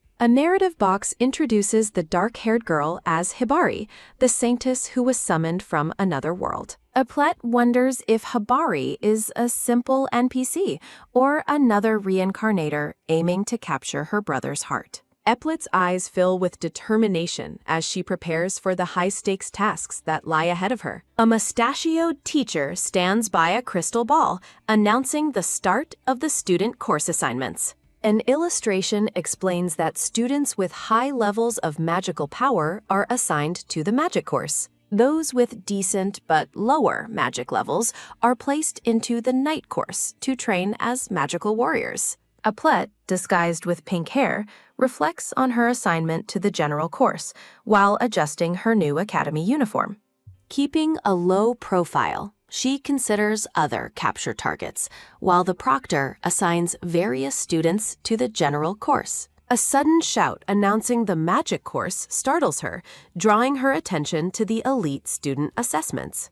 Shrike, the blunt and famous Duke's son, is introduced as a top-tier student in the prestigious magic course. Scanning the crowd, she notes that the upperclassmen capture targets are likely absent from today's introductory student ceremony. Thinking of her brother Heron, she feels a surge of fear about her secret identity being exposed too early. She recalls Heron's dense nature regarding feelings, hoping his obliviousness will help her remain hidden within the school.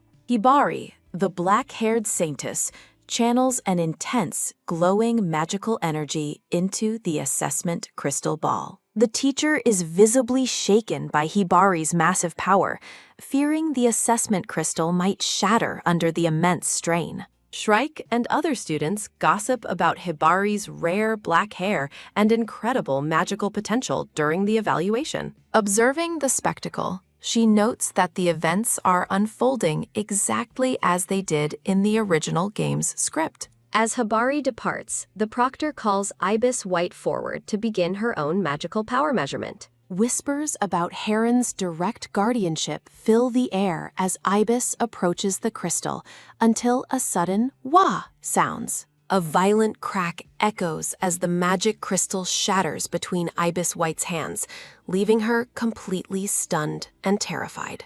Shrike watches the aftermath of the shattered artifact with a curious and questioning gaze from the sidelines. Panicking internally, she realizes the shared magic from Raven was far too powerful for the fragile assessment crystal. She sweatily suggests to the teacher that the crystal was pre-cracked by Hibari's overwhelming power to avoid suspicion. Putting on a strained smile, she waits as the teacher agrees to wait a moment before trying again. She wonders if Raven's protective magic is simply too powerful, or if his worry caused an extra magical surge. Clutching her chest, she swears a silent oath to protect Raven and change their dark future no matter what. Students whisper about her beauty and seemingly low magic levels as she makes her way through the busy hallway. Hibari stares back with a neutral, silent gaze amidst the continued murmuring of the curious and gossiping crowd.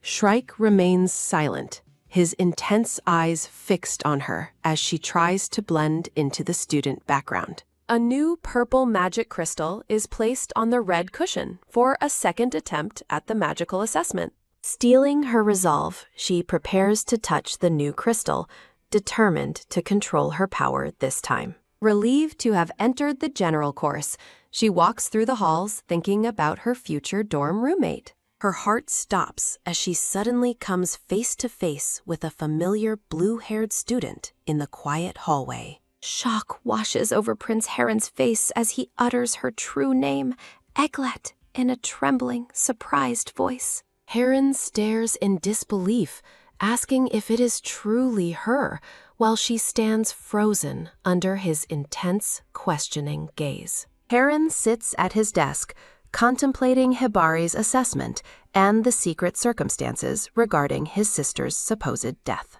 He reflects on Hibari's rare black hair and the unfathomable power she possesses, comparing her to the Demon King. From behind his desk, Heron considers how delicate Hibari appears, despite holding such a repulsive and dark power. He thinks of the lies he allowed Hibari to believe regarding his beloved little sister falling to the Demon King. A quick ch sounds as Heron snaps his quill, feeling the heavy guilt of maintaining the cruel deception. Hibari is shown in a saintly, glowing light as Heron reflects on her kindness and the burden he carries. A sharp gotcha click sounds as an aide enters the room to report the conclusion of the entrance ceremony. The aide reports that a different student broke the crystal, quickly correcting his earlier assumption about the Saintess.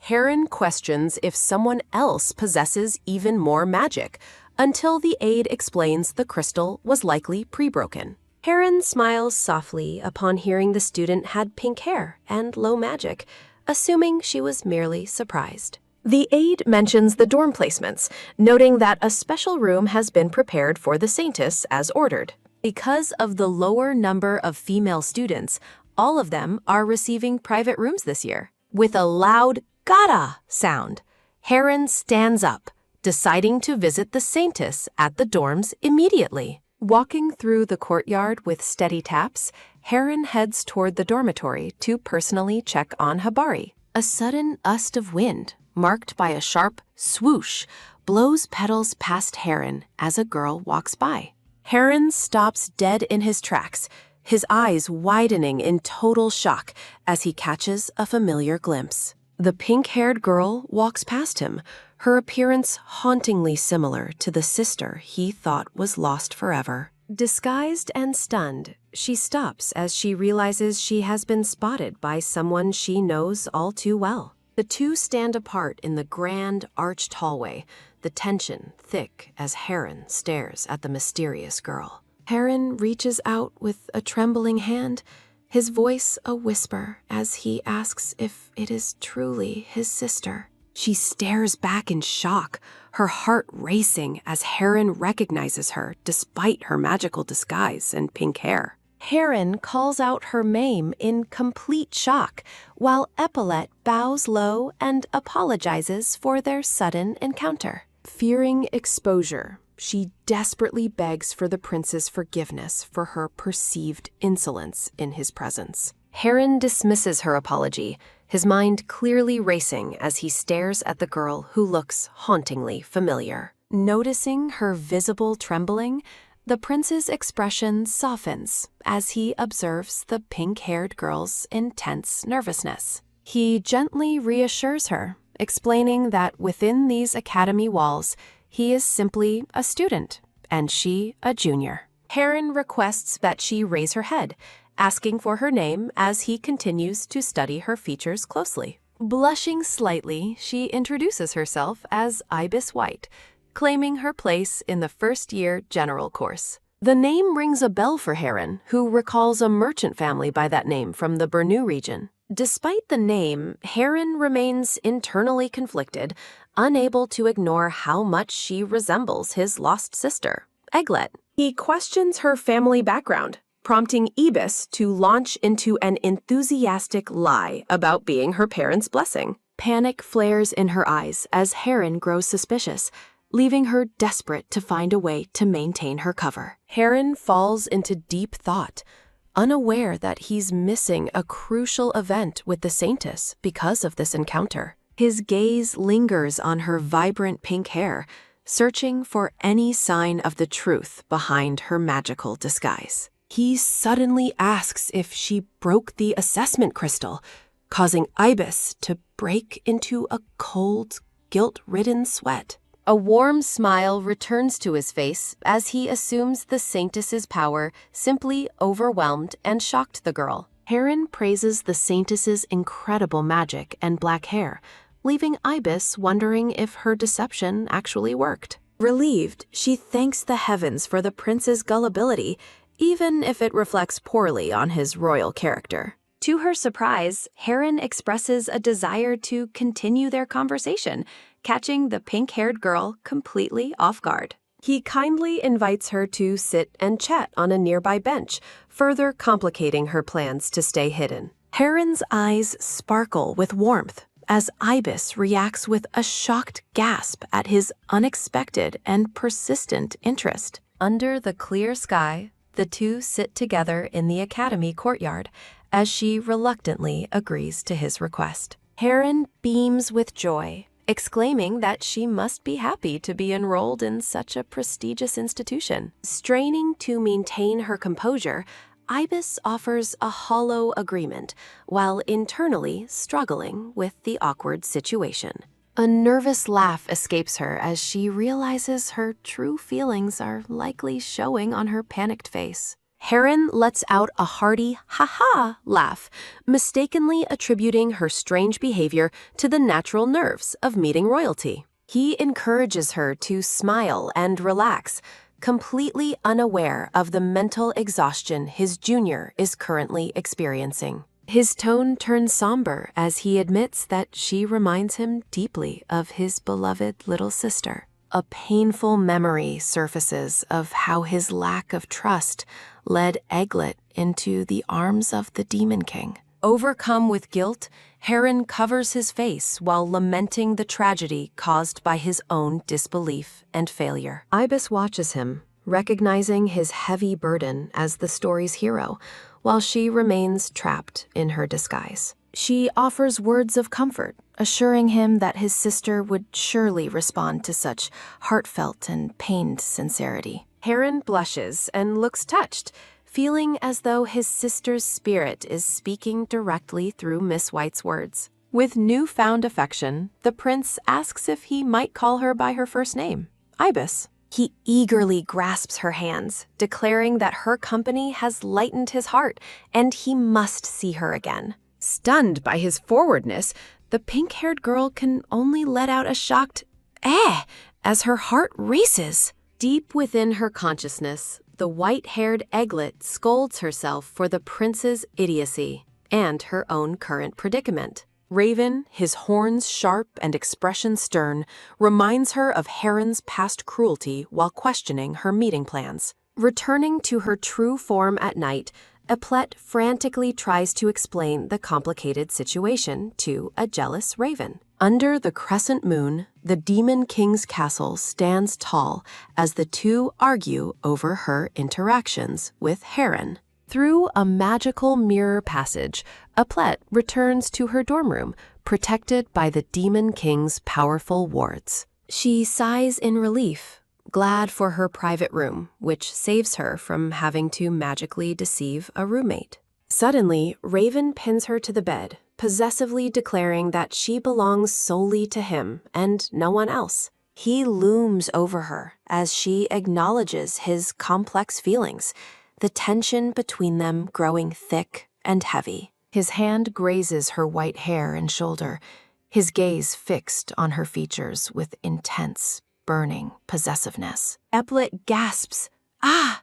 as he touches her skin, her face flushing crimson under his overwhelming and intimate presence. Bringing his face close to hers, Raven commands her to never let anyone else touch her again. Haunted by Heron's touch from earlier, Epaulet nervously asks what would happen if someone did cross that line. With a cold and focused gaze, Raven promises to make anyone who dares to touch her disappear forever. A dark, sharp-toothed smile crosses his face,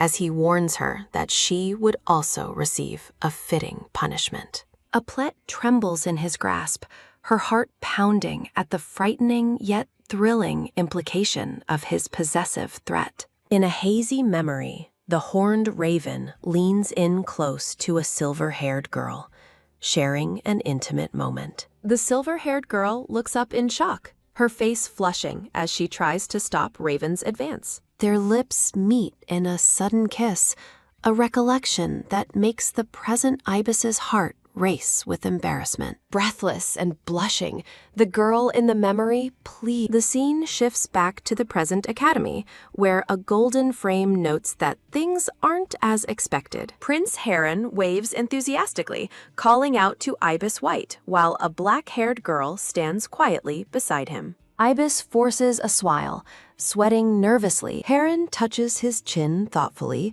wondering if she was in a rush, while the black-haired girl watches him intently. The black-haired girl asks Heron if he is well acquainted with Ibis, her expression neutral yet curious. Blushing, Heron admits Ibis reminds him of his sister, explaining why he was so eager to speak with her. A small, satisfied smile touches the black-haired girl's lips, while Heron looks away in bashful silence. Her internal thoughts reveal a cold calculation, dismissing Ibis as nothing more than a mere background character. Dismissing the topic with a bright smile, she claims it was nothing, hiding her true thoughts from the prince. Ibis walks through the academy corridors, reflecting on the 2 weeks that have passed since her enrollment began. Heron appears with a cheerful grin, boldly asking Ibis if she would like to join him for lunch. An aura of annoyance surrounds Ibis as she mentally insults the idiot prince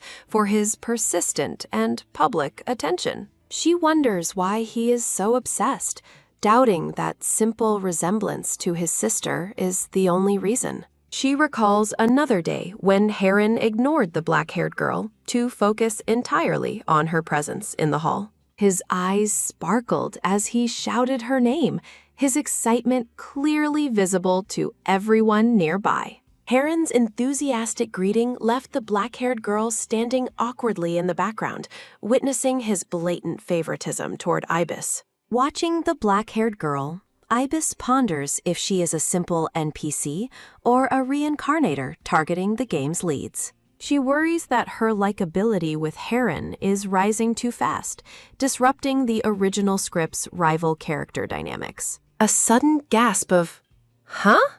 escapes her as a strange sensation catches her off guard in the crowded hallway. A student bumps hard into her with a loud "whoa," nearly knocking the pink-haired girl off her feet. Ibis collapses onto the wooden floor with a pained "ouch," looking back at the students who rushed past her. She notices a large crowd gathered, realizing the main group of capture targets is assembled in one place. Peeking from behind the boys, Ibis wonders what is causing such a stir among the elite academy students. The black-haired saintess is the center of attention, surrounded by all the male leads who are laughing and talking.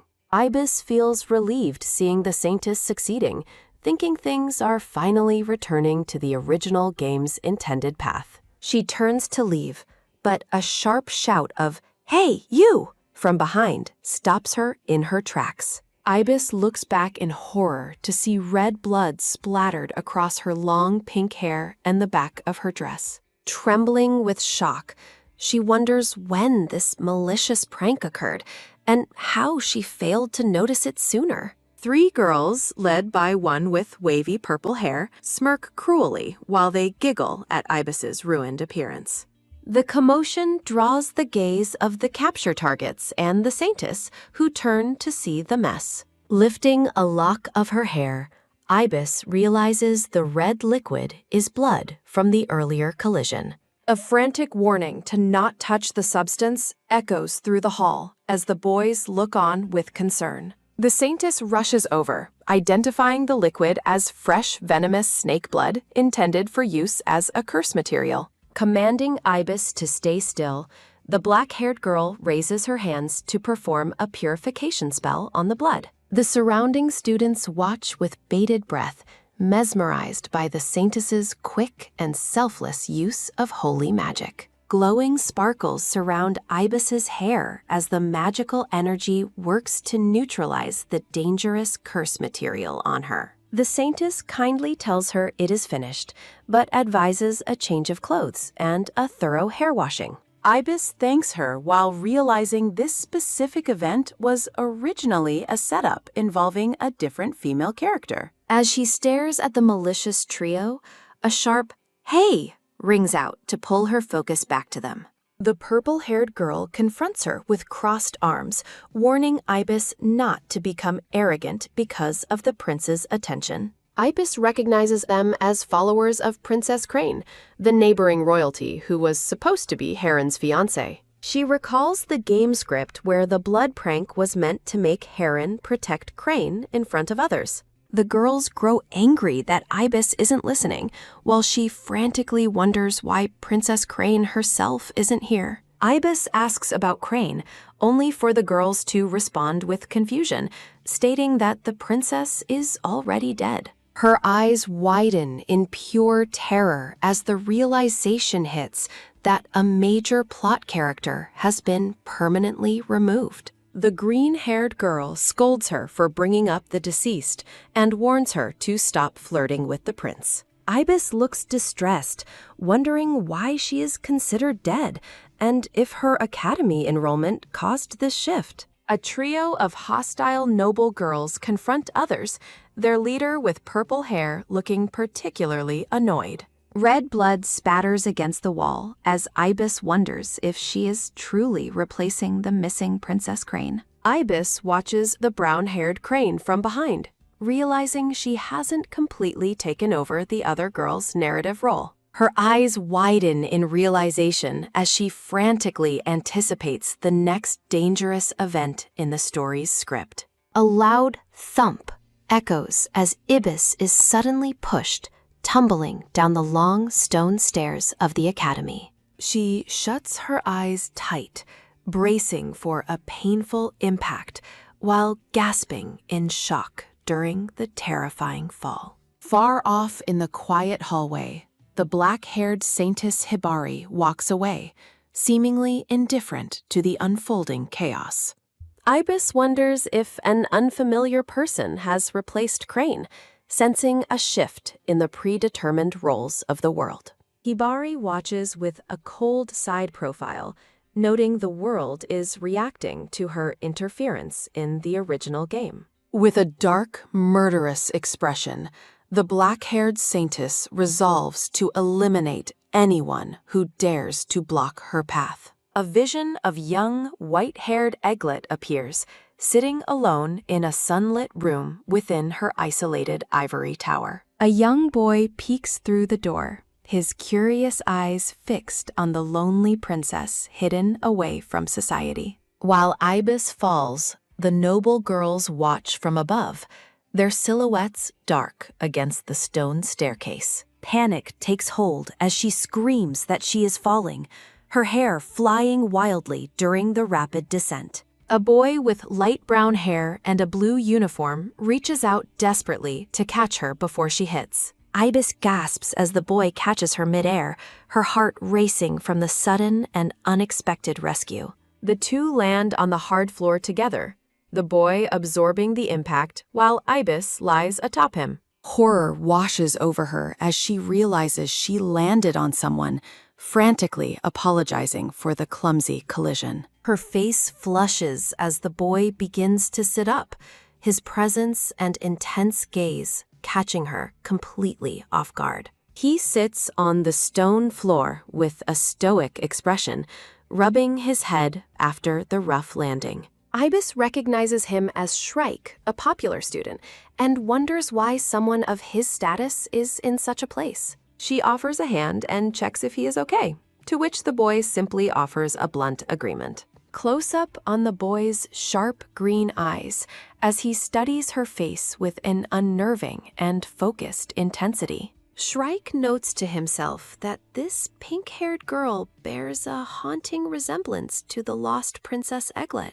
Memories of the magicless Egglet return, highlighting her life of both protection and imprisonment within the ivory tower. Guilt plagues the boy as he reflects on his past failure to protect the princess who was once so dear. The noble girls hide and watch from the shadows as Shrike and Ibis continue their conversation on the stairs. He explains of the noble daughters, while Ibis resolves to maintain peace despite the obvious bullying. Skeptical of her excuses, Shrike questions why she is lying about being bumped into when he saw the push. Ibis smiles nervously, finding that his blunt and cold tone reminds her of Raven's own direct personality. Revealed as Shrike Ensley, cousin to Heron, Ensley, cousin to Heron, he is described as a tragic character with hidden, powerful magic. A dark flashback shows a man being stabbed, marking the moment Shrike eventually inherits the royal throne. Shrike asks if the noble girls were responsible for the snake blood on her clothes earlier that day. He grows suspicious, knowing the item was cursed and could never have been handled by simple accident. Ibis laughs off the concern, claiming the Saintess helped her and that there is nothing to worry about. Shrike stares at her, comparing her naive innocence to the pure-hearted princess who was eventually kidnapped. He wonders if this girl's innocence will lead her to the same tragic fate as Lady Egglet. Ibis considers the game's mechanics, noting how the Saintess usually gains affection through specific club activities. She speculates on her brother's current activities, hoping other love interests will join the same school club soon. Shrike recalls that in his original route, he and the Saintess were supposed to start a club together. Breaking the narrative, Shrike suddenly commands Ibis to join the same academy club as him. Surprised, she listens as he claims he needs help with errands to repay him for catching her fall. Shrike thinks about having a second chance to protect or teach this girl who so closely resembles Egglet. He formally introduces himself as Shrike Ensley, a fellow first-year student within the Academy's magic department. Blushing, she introduces herself as Ibis White from the General Studies Department, completely bewildered by the situation. Panic flashes in her eyes as she fears this unexpected interaction is a narrative filler event gone wrong. She decides to join him, seeing it as a chance to avoid Heron and help Shrike meet the Saintess. Ibis agrees to his request, relieved that simple errands shouldn't require her to reveal her lack of magic. Shrike instructs her to meet him at Magic Department Lab 13 after school to begin their new arrangement. Ibis stares at a stone archway, wondering if Lab 13 is the same mysterious location mentioned in the game. The light brown-haired Shrike looks away stoically as he clarifies that the club is focused on magic development. Under a flickering lantern, Ibis stands nervously in a quiet hallway, hoping she has finally found the right place. A sudden, "Gotcha!" sound echoes as she cautiously peeks through a heavy door, asking if she has arrived. Startled, a brown-haired boy named Quail clutches a book to his chest, demanding to know who she is. A bead of sweat rolls down Ibis's face as she realizes she has accidentally triggered another love interest event. Shrike explains his reasoning with a blunt tone, insisting that she join the club to repay his earlier rescue. Ibis stares forward in shock, processing the fact that Shrike was the one who personally sent her here. Quail panics and clutches his head, terrified that someone found his laboratory that was supposed to be magically hidden. A stylized portrait describes Quail as a powerful and skilled magician whose pride is as immense as his talent. Ibis offers a timid explanation, stating that Lord Ensley was the one who instructed her to join the club. Quail's expression shifts to pure outrage as he shouts the name Ensley. in a moment of sharp realization. He fumes with visible annoyance, cursing Shrike for recruiting a complete stranger into their top secret and private facility. Ibis watches him, realizing that she has stumbled into the middle of what is actually Quayle's secret magic club. Narration explains that in Quayle's original route, he works entirely alone until the Saintess eventually joins his magical research. She ponders the script, confused because Shrike's presence in this club was never a part of the original game. Facing the skeptical brown-haired boy, Ibis maintains her composure as he reluctantly accepts her presence for the moment. Quayle looms over her with a menacing shadow, coldly commanding her to forget everything she has seen and hear. Ibis gasps as he suddenly brandishes a wand, threatening to erase her memories right there on the spot. He warns that stay still, it won't hurt, though she might lose every memory since before her academy enrollment. Closing his eyes dismissively, Quayle remarks that memory magic is imprecise, especially for someone with her specific hair color. Ibis interrupts him by pointing at his book, demanding to see the spell formula to prove it is possible. She leans in close to the shocked boy, her face inches from his as she studies the magical text. Staring at the pages, she considers if the stronger magic of this world has allowed their research to progress further. A vision of the white-haired Egglet appears, recalling her time studying magic within the Demon King's vast castle library. She remembers that knowledge is power, and that the ancient library was crucial in her serious pursuit of magic. In her memory, the black-haired raven watches her with a soft, affectionate gaze as she focuses on her studies. The recollection turns intimate as Raven kisses her, a memory that now serves as an embarrassing and distracting thought. Back in the present, Ibis blushes crimson while trying to focus, annoyed by the sudden intrusion of past distractions. Quayle watches her suspiciously, wondering if she is being cocky and trying to charm Shrike just like Prince Heron. Ibis offers professional advice, suggesting that adding a duration parameter would make the release of the magical formula lighter. Quayle's eyes go wide in total disbelief, reeling from the girl's unexpected and deep understanding of high-level magic. Staring at her with a questioning gaze, he repeats her hair color, his suspicion turning into genuine, stunned curiosity. A bead of sweat forms as he wonders how a girl with pinkish red hair could possibly know so much. A flashback shows a young Quayle asking his father why the same name appears on every legendary spell record.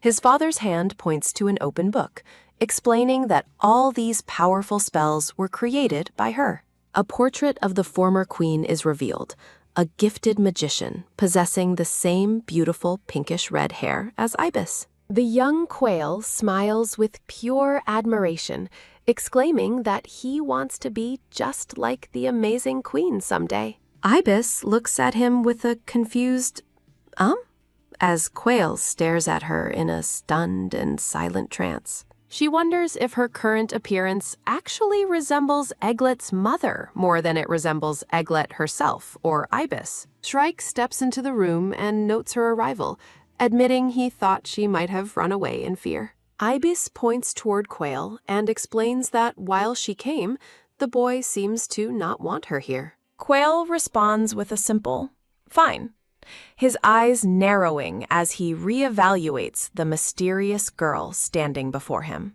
Ibis is left bewildered, her heart racing as she realizes he was just about to wipe her entire memory. Shrike reaches out and grabs her arm, telling her to come over here while a blue spark of energy appears. His green eyes are filled with concern as he asks her directly if Quayle did anything to her earlier. Ibis stammers out a nervous no, looking completely overwhelmed by the intense gazes of the two noble magic students. Quail analyzes her age and hair color, concluding she cannot be the queen's daughter or Egglet's magical twin. He touches his face thoughtfully, wondering if she is a reincarnation or perhaps some kind of magical substitute for royalty. With a creepy, blushing smile, Quail vows to examine every inch of her, from head to toe, very thoroughly. The brown-haired Quail questions if the recent harassment is due to the prince's attention. Shrike crosses his arms, grimly noting that the behavior has escalated from petty to truly malicious. While Ibis works on the bookshelves behind them, Quail continues his discussion with the blonde boy. Quail watches Ibis reach for a book, secretly noting that Shrike remains unaware of her true potential. He recalls a traumatic moment where the black-haired girl was targeted with the blood of a venomous snake. Shrike agrees, stating that jealousy is inevitable whenever a prince shows interest in a regular student. Quail emphasizes that magical power dictates social status, doubting Ibis possesses any due to her hair color. A portrait shows the former Queen Ibis, a researcher with pinkish hair identical to the girl's. Shrike stares thoughtfully, remembering that the first consort was the birth mother of Princess Egglet. Quail declares himself the foremost expert on Lady Ibis,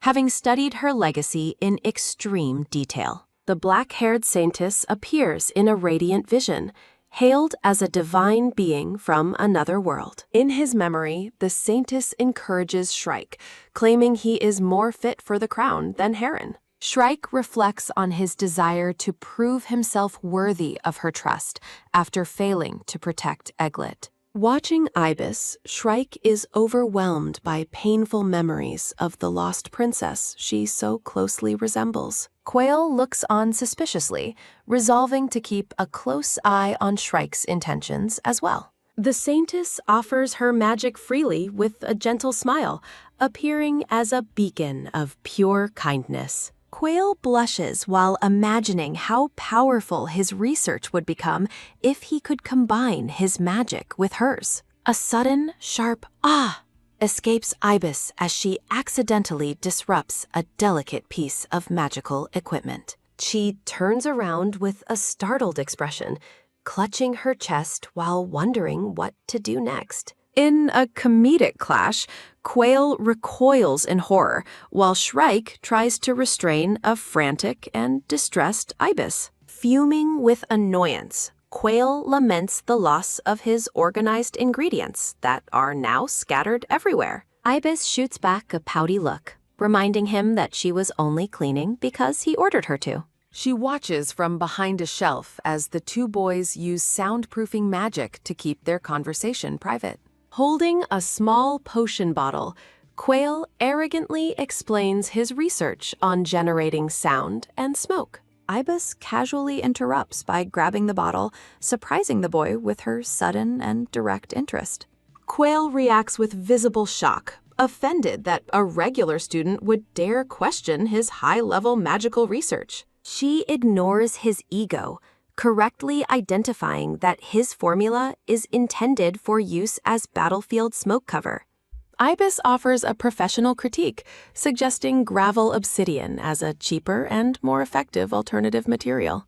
She recalls that Quail taught this exact magic to the Saintess in the game's original timeline. Quail looms over her, his expression darkening as he demands to know if she finds his work flawed. Beading with sweat, she nervously suggests that the only way to prove her point is to test it. Quail smirks menacingly, promising to make her his lifelong errand girl if her suggestion fails. Ibis nervously holds the glowing jar, suggesting that the impending experiment should probably be conducted outside. A massive boom echoes as thick, black smoke and orange flames erupt from the laboratory window. From the academy courtyard, a boy with vibrant red hair stops in his tracks at the loud explosion. The third-year night grouse looks toward the magic department building with a curious and focused gaze. The black-haired Saintess clings to his arm,